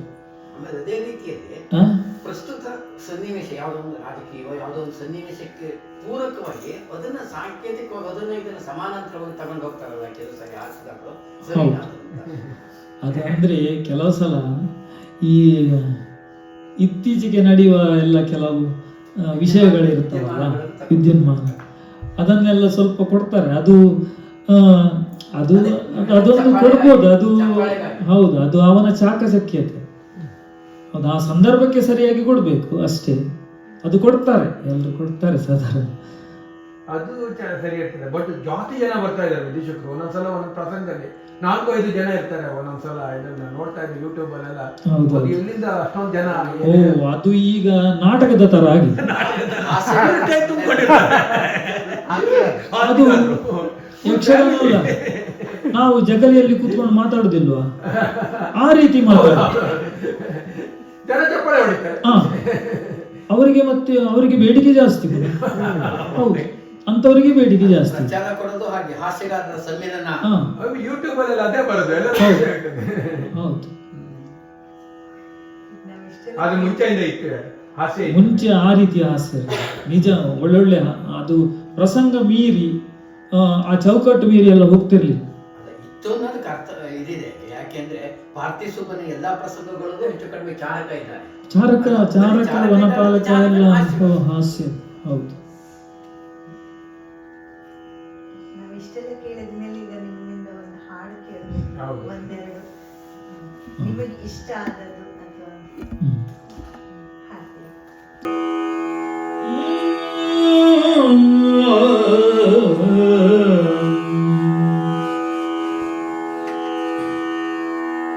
ಶ್ರೀ ಗುರುಗಣಾಧಿಪತಯೇ ನಮಃ.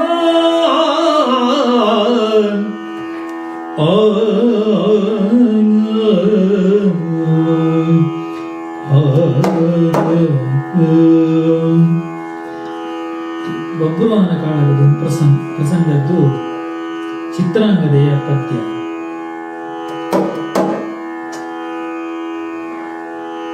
ಮಿತ್ರೆ ಕಟಕಿಯ ನುಡಿಯ ಕೇಳುತ್ತ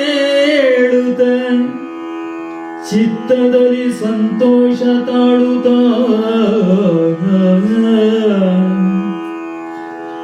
ಚಿತ್ತದಲ್ಲಿ ಸಂತೋಷ ತಾಳುತ್ತ ಮತ್ತೆ ಚಿತ್ರಾಂಗದೆಯು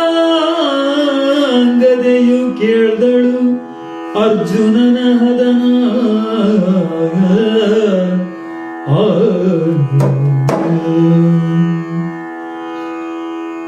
ಅಹುದೇ ಎನ್ನಯ ರಮಣ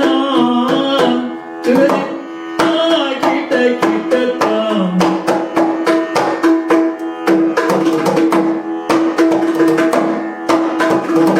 ಅಹುದೇ ಎನ್ನಯ ರಮಣ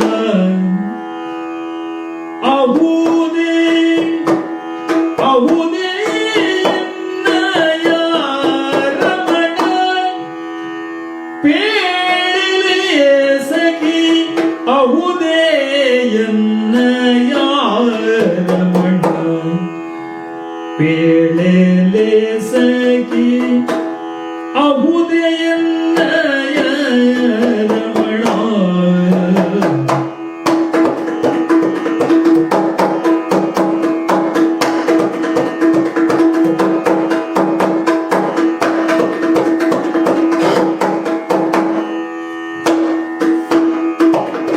ಅಹುದೇನೆ ಪಾರ್ಥನೆಂಬಾತನ ಕಾಣದೆ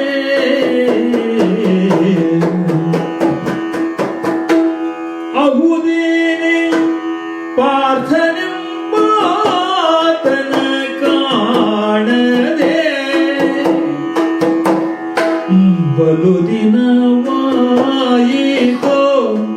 ಬಳಲಿ ಬೆಂಡಾದೆನು ಬಳಲಿ ಬೆಂಡಾದೆನು ಬಹುದೇನೆ ಪಾರ್ಥನೆಂಬಾತನ ಕಾಣದೆ ಬಲು ದಿನವಾಯಿತು ಬಳಲಿ ಬೆಂಡಾದೆನು ಬಳಲಿ ಬೆಂಡಾದೆನು ಅಹುದೇ ಎನ್ನಯ ರಮಣ ಪೇಳೆಲೆ ಸಖಿ ಅಹುದೇ ಎನ್ನಯ ರಮಣ.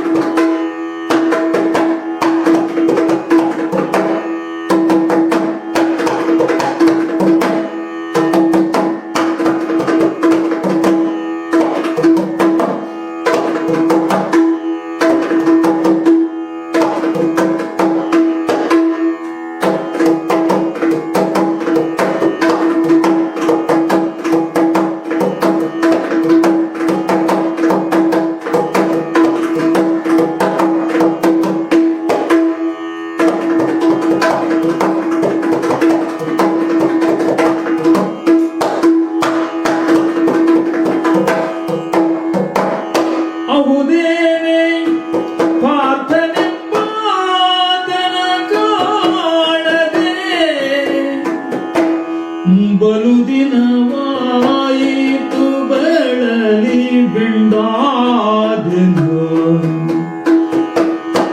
ಬಲು ದಿನವಾಯಿತು ಬಳಲಿ ಗಂಡಾದೆನು ಬಹುದೇ ಎನ್ನಯ ರಮಣ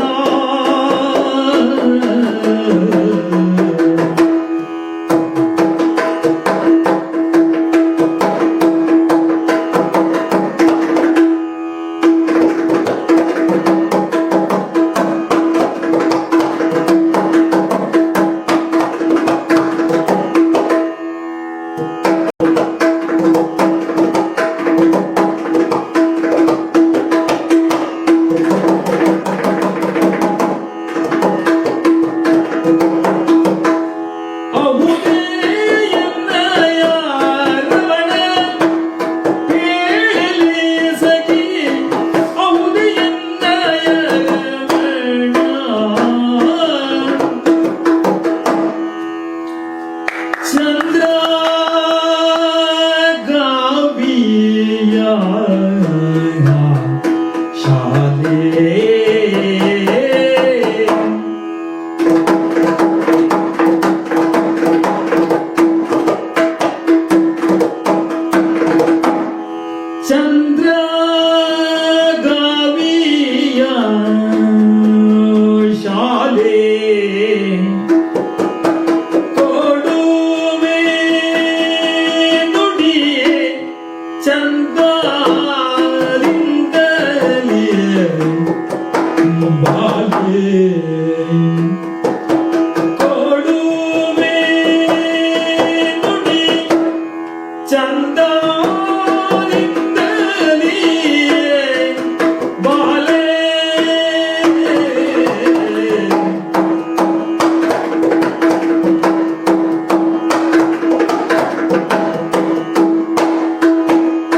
ಚಂದ್ರ ಗಾವಿಯ ಶಾಲೆ ಕೊಡುವೆ ನುಡಿ ಚಂದದಿಂದಲೇ ಬಾಲೆ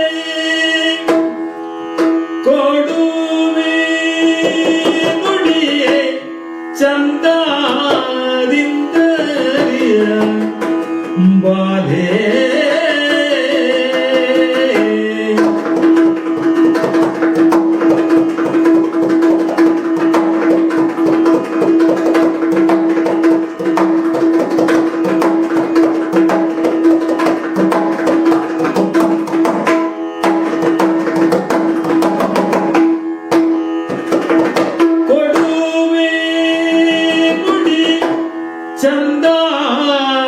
ಚಂದದಿಂದಲಿಯೇ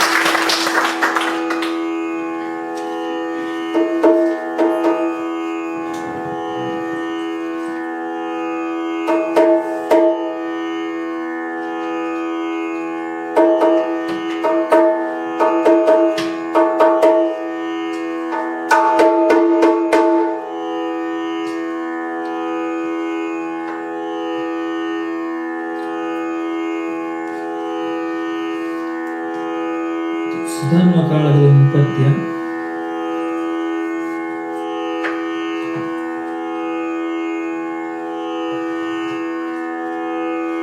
ಸೃಷ್ಟಿ ಕರ್ತೃನ ಎಂಬವನೇ ನೀನು,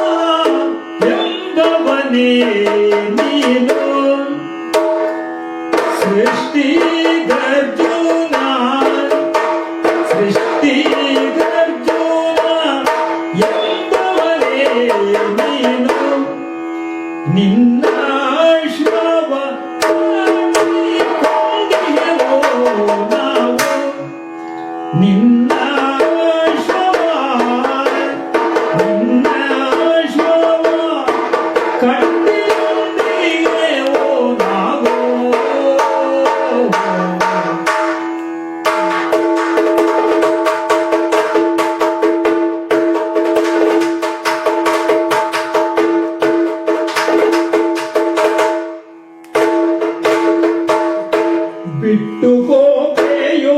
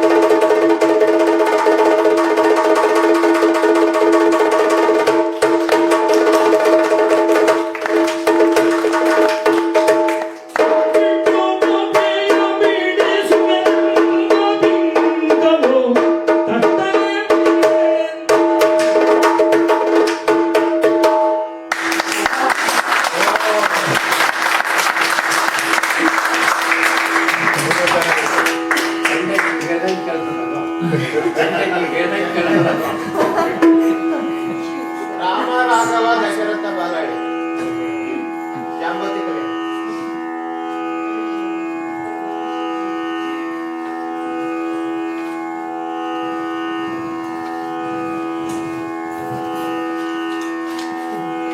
ಬೇಡಿಕೆ ಮೇಲೆ ಅವ್ರು ಕೇಳ್ತಾ ಇದ್ರು. ಬೇಡಿಕೆ ಮೇಲೆ ಇದೆಯಾ ಮತ್ತೆ? ಬೇಡಿಕೆ ಮೇಲೆ ಇದ್ರೆ ನಂದು ಗದ ಇದು ನಂದು ಸಲಮೆದು ಆಯ್ತು, ಇವತ್ತು ಬಿಡುದಿಲ್ಲ. ಅದು ಅದು ಜಾಸ್ತಿ ಹೊತ್ತಿಗೆ 2 ನಿಮಿಷ ಸಲಮೆ ನೀ ಸಾಕ್ಷಿಯಾಗಿ ಯಾವ ರಾಗದಲ್ಲಿದೆ? ಆ ಸೀನಿಂದ ಯಾವ್ದಾದ್ರೂ ಪರವಾಗಿಲ್ಲ. ಅದು ರಾವಣಿಗೆ ಬೈಯೋದು ಅಂತ ಹೇಳ್ತಾರೆ.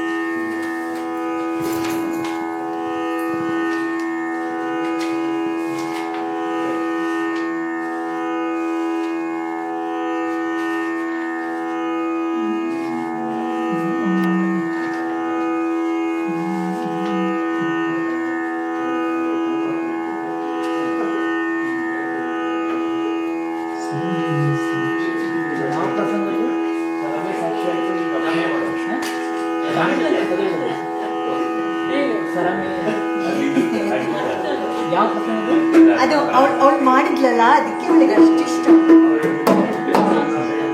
ಸರಮಿನಿ ಸಾಕ್ಷಿಯಾಗಿರೋ ಈ ಮಾತಿಗೆಲ್ಲ, ಸರಮಿನಿ ಸಾಕ್ಷಿಯಾಗಿರೋ ಈ ಮಾತಿಗೆಲ್ಲ, ಸರಮಿನಿ ಸಾಕ್ಷಿಯಾಗಿರೋ.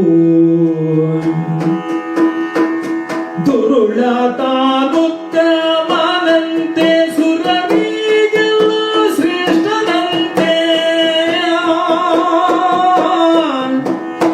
ದುರುಳ ತಾನುತ್ತಮನಂತೆ, ಸುರರಿಗೆಲ್ಲ ಶ್ರೇಷ್ಠನಂತೆ. ದುರದೋಳದಿಕ ಶೌರ್ಯದಂತೆ, ದುರದೋಳದಿಕ ಶೌರ್ಯದಂತೆ, ನಿರುತ ಸರ್ವೇಶ್ವರನಂತೆ. ಸರಮಿನಿ ಸಾಕ್ಷಿಯಾಗಿರೋ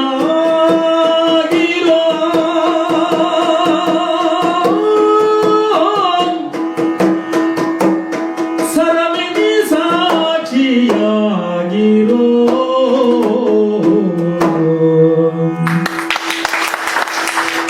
ಬೆಳಗಿನ ಜಾವವನ್ನು ನೆನೆಸ್ತದೆ, 3 ಗಂಟೆ ಹೊತ್ತಿಗೆ ಜಾವು. ಎಷ್ಟು ಚಂದ ಆ ಭಾವನೆನ ತರ್ತಾ ಇದ್ರು ಮಾಡಲ್ಲಿ, ಖುಷಿಯಾಗಿ. ಕಲ್ಯಾಣಿಲಿ ಒಂದು ಬರ್ಬೋದಾ? ಪರಿಗಿಸುತ್ತ ಜಾಂಬವನೋ ನೇತ್ರದಿ ಸುರಿಸುತ್ತಾನಂದಾಶ್ರುವನೋ.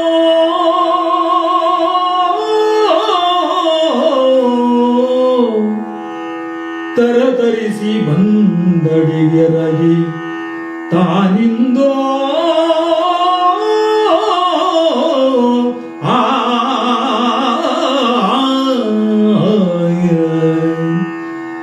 ರಾಮ ರಾಘವ ದಶರಥ ಬಾಲ ಕಿಟ ಕಿಟ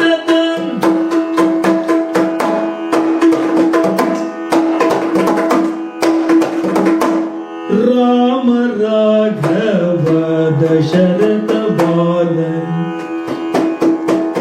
ರಾಮ ರಾಘವ ದಶರಥ ಬಾಲ, ಜಯ ಸೀತಾ ಲೋಲ.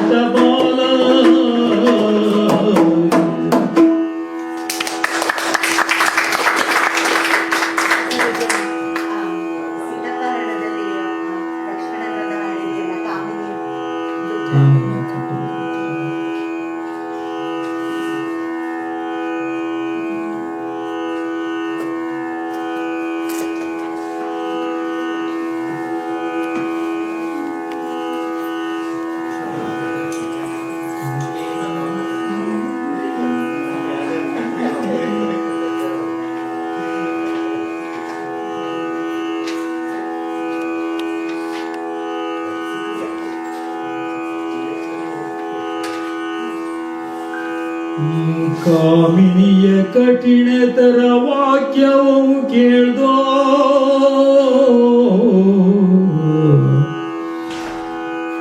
ಕಾಮಿನಿಯ ಕಠಿಣತರ ವಾಕ್ಯವು ಕೇಳ್ದೋ ಶ್ರೀರಾಮ ರಾಮ ಎಂದು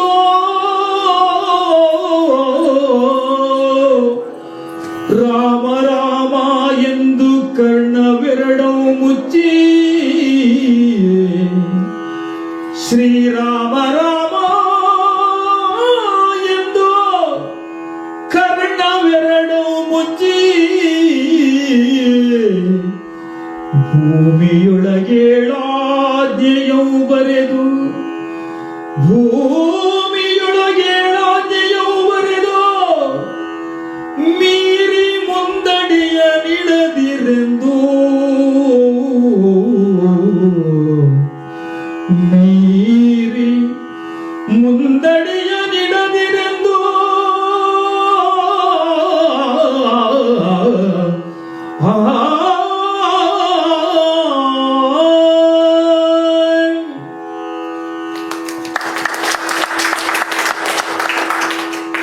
ನೋಡಿದೆಯ ರಾಮ ನೋಡಿದೆಯ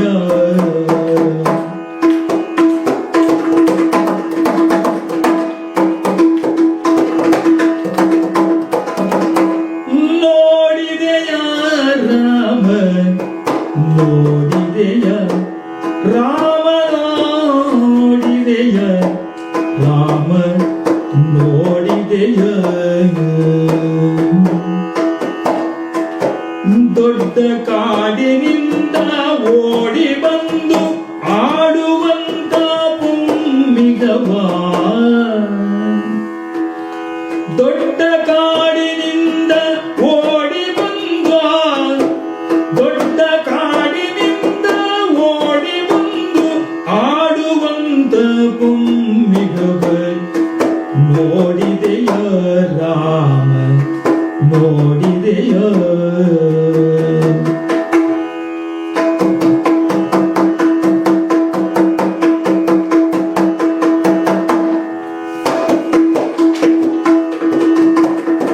ಚಿನ್ನದ ಹಾಗಿರುವ ಮೈಯ ಬಣ್ಣದ ಸುತ್ತಲೋ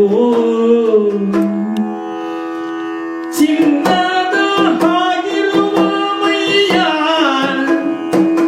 ಚಿನ್ನದ ಹಾಗಿರುವ ಮೈಯ ಬಣ್ಣದ ಸುತ್ತಲೋ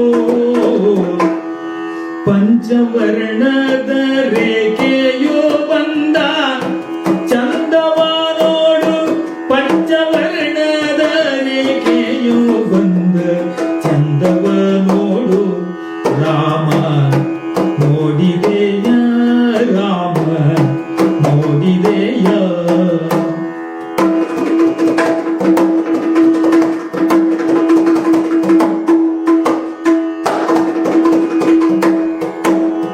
ಸಣ್ಣ ಸಣ್ಣ ಕಾಲ ಬೆರಳು ಸಣ್ಣ ಸಣ್ಣ ಕಾಲ ಬೆರಳು ಸಣ್ಣ ಸಣ್ಣ ಕಾಲ ಬೆರಳು ಸಾಲಿನು ಗುರು ಭಾವಂಗಳ ಸಾಲಿನು ಗುರು ಭಾವಂಗಳ ಸಾಲಿನು ಗುರು ಭಾವಂಗಳ ತನ್ನಂಗ ತಿನ್ನಂಗ ತಿಕ್ಕಿನ ಥೋಮೆಂದು ಕುಣಿವ ಮೃಗವ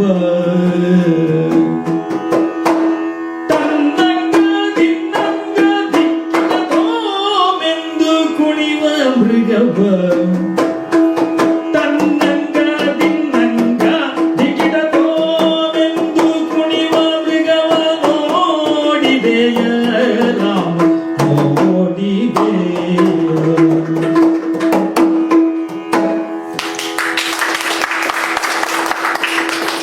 ಸುಮಾರು 1 ಗಂಟೆ ಅನ್ಕೊಂಡು 2 ಗಂಟೆವರೆಗೆ ಓದೋದೇ ಗೊತ್ತಾಗಲಿಲ್ಲ ಸರ್, ಅಷ್ಟು ಚೆನ್ನಾಗಿ ಕಾರ್ಯಕ್ರಮ ಮಾಡಿದ್ರು. ಯಾರಿಗಾದ್ರೂ ಏನಾದ್ರೂ ಪ್ರಶ್ನೆ ಇದೆಯಾ? ಒಂದು ಪ್ರಶ್ನೆ, ಆ ಇನ್ಸ್ಟ್ರೂಮೆಂಟ್ ಬಗ್ಗೆ ಮತ್ತೆ ಚಂಡೆ ಅದರ ಸಿಗ್ನಿಫಿಕೆನ್ಸ್ ಅದನ್ನ ಹೇಗೆ ಮಾಡ್ತಾರೆ ಸರ್? ಅದನ್ನ ಯಾವುದು ಇದು ಚಂಡೆ ಮತ್ತೆ ಇದನ್ನ ಹೇಗೆ ತಯಾರು ಮಾಡ್ತಾರೆ? ಇದು ಇದ್ರದ್ದು ಸಿಗ್ನಿಫಿಕೆನ್ಸ್ ಏನಿದೆ? ಇದಂದ್ರೆ ಇದಕ್ಕೆ ಅದು ಅಳತೆ ಉಂಟು, ಇಷ್ಟೇ ಎತ್ತರ ಇರಬೇಕು. ಇದು ಏರು ಮದ್ಲೆ, ಇದು ಏರು ಮದ್ಲೆ, ಮತ್ತೊಂದು ಇಳಿ ಮದ್ಲೆ, ಅದು ಸ್ವಲ್ಪ ಉದ್ದ ಇರ್ತದೆ. ಇದು ಮರವನ್ನು ಕೊರೆದು ಒಳಗೆ ಕೊರಿತಾರೆ. ಮರ ಯಾವ ಮರವನ್ನು ನೋಡಿಲ್ಲ? ಇದು ಕದಿರೆ ಮರ. ಇದಕ್ಕೆ ಒಳ್ಳೆ ನಾದ ಬರ್ತದೆ. ಹೆಚ್ಚಾಗಿ ಕದಿರೆ ಮರದಲ್ಲಿ ಮಾಡುದು ಇದು. ಈ ಇದಕ್ಕೆ ಕಳಸಿಗೆ ಹೇಳ್ತಾರೆ. ಮತ್ತೆ ಇದು ಚರ್ಮದಿಂದ ಮಾಡುದು. ಇದು ದನದ ಚರ್ಮ. ಈ ಮುಚ್ಚಿಗೆ ಎರಡು ಕಡೆ ಸಹ. ಮತ್ತೆ ಇದು ಮುಚ್ಚಿಗೆ ಅದೆಲ್ಲ ಹೆಣ್ಣು ಎಲ್ಲ ಮಾಡುವಂಥದ್ದು. ಅದಕ್ಕೆ ಮಾಡುವವರು ಇದ್ದಾರೆ. ಕರ್ಕಿಯಲ್ಲೆಲ್ಲ ಒಳ್ಳೆ ಮಾಡ್ತಾರೆ. ಕರ್ಕಿಯಲ್ಲಿ ಮರವಂತೆಯಲ್ಲಿ ಒಳ್ಳೆ ಮಾಡುವವರು ಇದ್ದಾರೆ. ಇದು ಸಹ ಹಾಗೆ, ಇದು ದನದ ಚರ್ಮದಿಂದಲೇ ಇದು ಭಾರ ಮಾಡುದು. ಇದು ಹೌದು, ಬೆತ್ತಲ್ಲ, ಜನದ ಚರ್ಮದಿಂದಲೇ ಇದು ಭಾರ ಮಾಡುದು. ಅದನ್ನು ಮತ್ತೆ ಇಷ್ಟು ಕಣ್ಣು ಅಂತೇಳಿ ಉಂಟು, ಅದಕ್ಕೆ ಇಷ್ಟು ಲೆಕ್ಕಾಚಾರ ಉಂಟು. ಆ ಲೆಕ್ಕದಲ್ಲಿ ಅದನ್ನು ಪೋಣಿಸಿ ಮತ್ತೆ ಕಟ್ಟಾಕು. ಮತ್ತೆ ಅದು ಚರ್ಮ ಒಳ್ಳೆದಿದ್ರೆ ಒಳ್ಳೆ ನಾದ ಬರ್ತದೆ. ಮತ್ತೆ ಇದಕ್ಕೆ ಕರ್ಣ ಹಾಕುವ ಕ್ರಮ ಉಂಟು. ಇದು ಕಬ್ಬಿಣದ ಎಂತ ಗಿಟ್ಟ ಹೇಳ್ತಾರೆ, ಕಬ್ಬಿಣದ ಗಿಟ್ಟ ಮತ್ತೆ ಅದೆಂತದ ಒಂದು ಮೇಣ ಹಾಕಿ ಒಟ್ಟಿಗೆ ಹಾಕಿ ಹೀಗೆ ತಿಕ್ಕಿ ಮಾಡುವಂಥದ್ದು. ಅದು ಶ್ರುತಿಗೆ ಸರಿ ನಿಲ್ಬೇಕು. ಅದು ಇಲ್ಲಿಯ ಶ್ರುತಿ ಗುಂಪು, ಇದು ಚಾಪು, ಇದು ಗುಂಪು. ಈ ಚಾಪು ಮತ್ತೆ ಗುಂಪು ಇದು ಒಂದೇ ನಾದ ಬರಬೇಕು. ಇದು ಒಂದೇ ಶ್ರುತಿ ಬರಬೇಕು. ಶ್ರುತಿ ಒಂದು ವೇಳೆ ವ್ಯತ್ಯಾಸ ಆದ್ರೆ ನಾದದಲ್ಲಿ ವ್ಯತ್ಯಾಸ ಆಗ್ತದೆ, ಶ್ರುತಿಗೆ ಸೇರುವುದಿಲ್ಲ. ಇಲ್ಲಿ ಇದು ಮೊದಲೆಲ್ಲ ಬೋನ ಅಂತ ಹೇಳ್ತಾ ಇದ್ರು. ಬೋನ ಅಂದ್ರೆ ಈ ಅಕ್ಕಿ ಅನ್ನ ಮತ್ತೆ ಬೂದಿ ಕಲಸಿ ಇದಕ್ಕೆ ಹಾಕೋದು. ವಿಭೂತಿ ಇದು ಬೂದಿ ಸಾಕ್ತದೆ. ಇದು ಬೇರೆ ಬೂದಿ ಅದು ಸಾಕ್ತದೆ. ಅದನ್ನು ಹಾಕಿ ಇದೀಗ ಇಲ್ಲಿ ಅಂತದೆ, ಇದು ಕ್ಲೇ ಅಂತ ಸಿಗ್ತದೆ. ಈ ಕ್ಲೇ ಇದು ಸಾಕ್ತದೆ, ಆ ನಾದ ಬರ್ತದೆ. ಅದು ಶ್ರುತಿಗೆ ಸರಿ ಸೇರ್ಬೇಕಷ್ಟೇ. ಚೆಂಡೆ ಸಾಗಿ ಇದು ಕದಿರೆ ಮರದ್ದು ಇದು ಕಳಸಿಗೆ. ಇದು ಸಹ ಒಳಗೆ ಕೊರೆದಿರ್ತಾರೆ ಟೊಳ್ಳು. ಇದು ದಾನ ಚರ್ಮದಿಂದ ಇದು ಹೀಗೆ ಎಲ್ಲ ನೇಯ್ದು ಮಾಡುವಂಥದ್ದು. ಮತ್ತೆ ಇದು ಕಟ್ ಹಾಕುದು. ಇದರಲ್ಲಿ ಇದು ನೈಲಾನ್, ಇದು ಶ್ರುತಿ ಸರಿ ನಿಲ್ತದೆ, ಗಟ್ಟಿ ನಿಲ್ತದೆ. ಇದು ಸಹ ಚರ್ಮದಲ್ಲಿ ಇರುದು ನಾದ ಎಲ್ಲ. ಒಳ್ಳೆ ಚರ್ಮ ಆದ್ರೆ ಒಳ್ಳೆ ನಾದ ಬರ್ತದೆ. ಇಷ್ಟು ದೊಡ್ಡ ಸೌಂಡ್ ಬರ್ತದೆ ಅದರಲ್ಲಿ. ಹೌದು, ಅದು ಮರದ ಕೊರತೆಯಿಂದ ಅದು ಜಾಸ್ತಿ ಸೌಂಡ್. ಹೌದು. ಅದು ಎಷ್ಟು ವರ್ಷ ಬೇಕಾದ್ರೆ ಇರ್ತದೆ? ಇದು ನಾನು 2006ರಲ್ಲಿ ಶ್ರೀಪಾದ್ರಿ ಹೇಳಿದಾಗ ತಂದೆ. ಇದು ನಮ್ದೇ ತಂದೆ. ಇದು ಎಂತ ಸಹ ಹಾಳಾಗ್ಲಿಲ್ಲ. ಮತ್ತೆ ಇದು ಒಳ್ಳೆ ನಾದ ಇತ್ತು. ಮತ್ತೆ ಸಮಾಜ ಶ್ರುತಿ ಮಾಡ್ಲಿಕ್ಕೆ ಬಾರಿ ಸುಲಭ. ಕೆಲವೆಲ್ಲ ಕಷ್ಟ ಆಗ್ತದೆ ಶ್ರುತಿ. ಇದು ಸಾಧಾರಣ ಅದೇ ಇಷ್ಟು ಸಮಯ ಬಂದದ್ದು ಒಳ್ಳೆ ಉಂಟು. ಇದು ಖುಷಿ ಆಗ್ತದೆ. ಇದು ಮೊದ್ಲೇ ನನಗೆ ಮತ್ತೆ ಭಾಗವತಲ್ಲ ತಾಳ ಇಟ್ಕೊಂತಾರಲ್ವಾ? ಹೌದೌದು, ಅದು ಕಂಚಲ್ಲಿ ಮಾಡುವಂಥದ್ದು. ಅದರ ವಿನ್ಯಾಸವೇ ಯಕ್ಷಗಾನಕ್ಕಾಗಿ ಅದು ಬೇರೆ ತರ ವಿನ್ಯಾಸ. ಅದು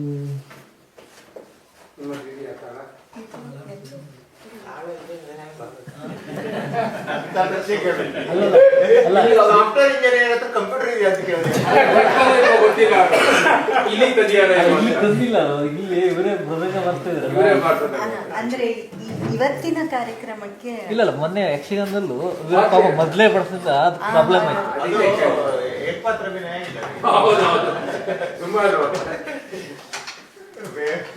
ಬಣ್ಣ ಹಾಕೋದ್ರಿಂದ ಹಿಡಿದು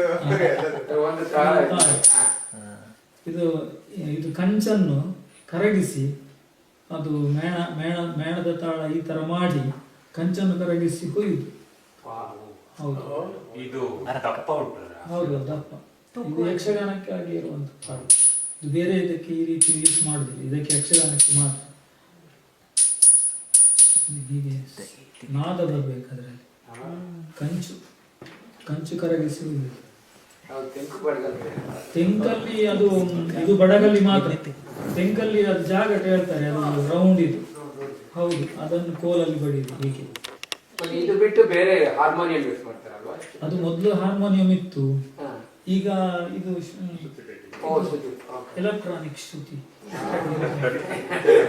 ಓ, ಈಗ ಇಲ್ಲ, ಆ ಕೆಲಸ ಹೋಗ್ಬಿಡ್ತಂಗ. ಅದು ಇಲ್ಲ, ಅದೀಗ ಇಲ್ಲ. ಅದು ಹಾರ್ಮೋನಿಯಂನಿಂದ ಇದಕ್ಕೆ ಪದ್ಯ ಹೇಳಲಿಕ್ಕೆ ಅದು ಸಹ ಸುಮಾರು ಕಷ್ಟ ಆಗಿತ್ತು, ಬದಲು ಮಾಡಲಿಕ್ಕೆ. ಶ್ರುತಿಬುರುಡೆ ಅದು ಹಳೆಯ. ಹೌದು, ನಾವು ಶುರು ಮಾಡುವಾಗ ಹಾರ್ಮೋನಿಯಂ, ಮತ್ತೆ ಈಗ ಇದು ಬಂತಲ್ಲ, ಈಗ ಇದು ಶ್ರುತಿ ಎಲೆಕ್ಟ್ರಾನಿಕ್.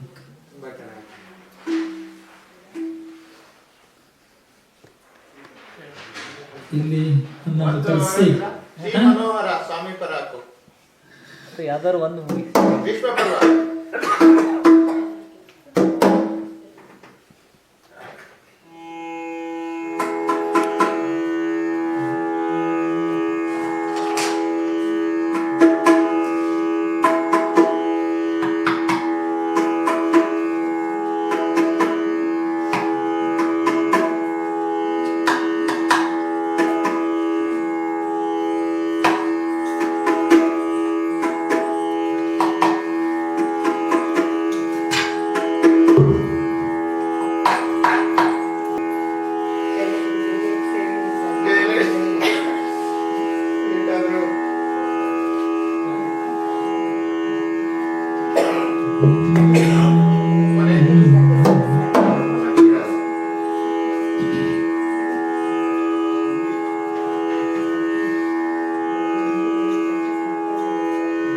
ಹರಿಯ ಖಾತಿಯ ತಡೆವರರು,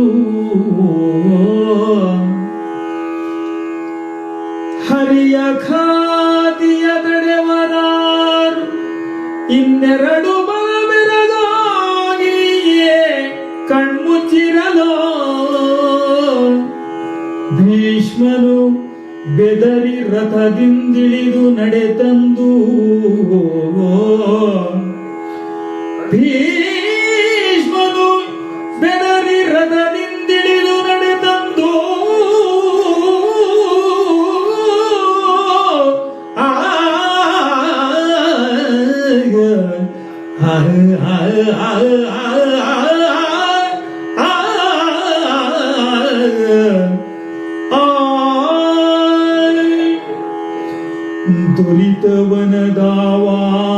ದುರಿತವನದಾವಾಗ್ನಿ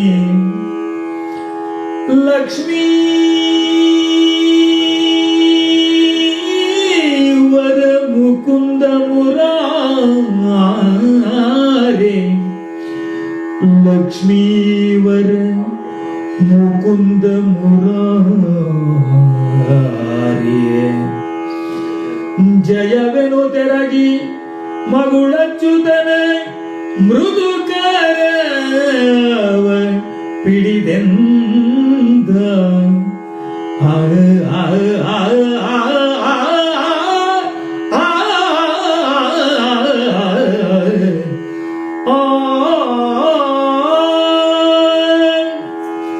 ಶ್ರೀ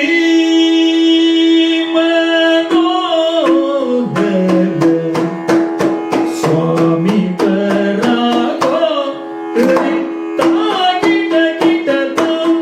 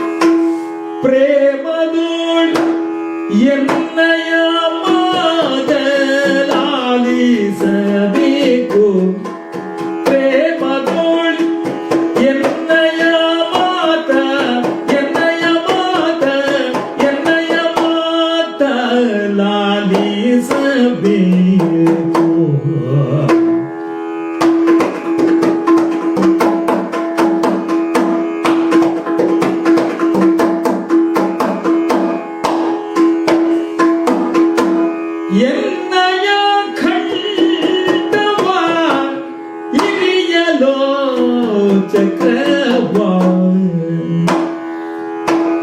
ಎನ್ನಯ ಕಂಠವ ಎನ್ನಯ ಕಂಠವ ಹಿರಿಯಲೋ ಚಕ್ರವಾ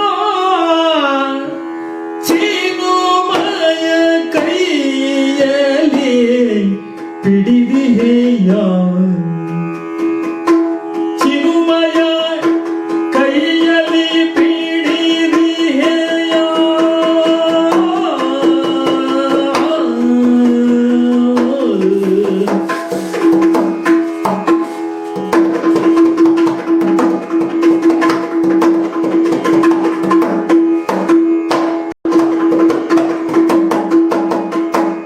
ಚೆನ್ನಾಯ್ತು ಸೇವಕ ಜಯವ ಪಾಲಿಸಿ ಚೆನ್ನಾಯ್ತು ಚೆನ್ನಾಯ್ತು ಸೇವಕ ಜಯವ ಪಾಲಿಸಿ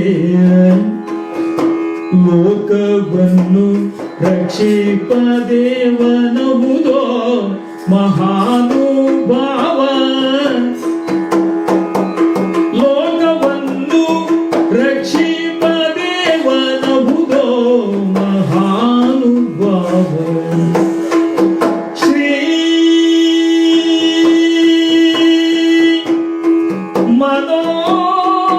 ಮನೋಹರ ಶ್ರೀ ಮನೋಹರ ಸ್ವಾಮಿ ಬರಾಕು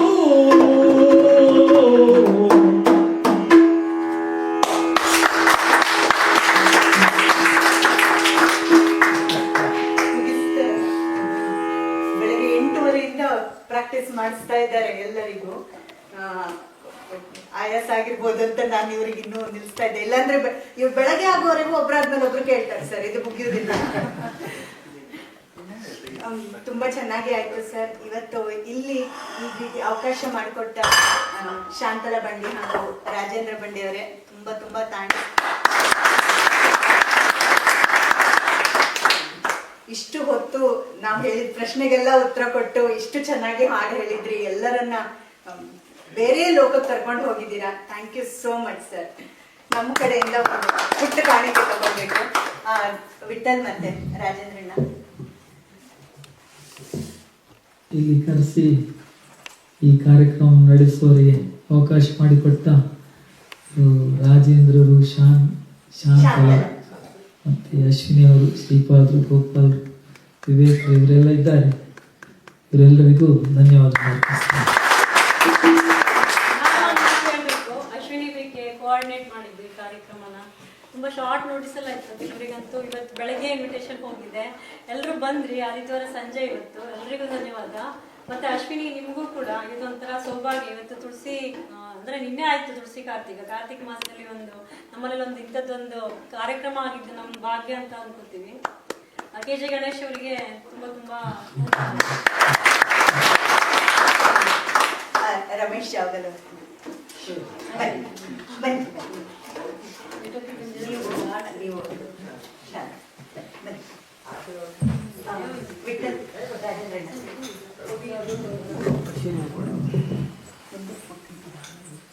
ಹಾ ಒಂದು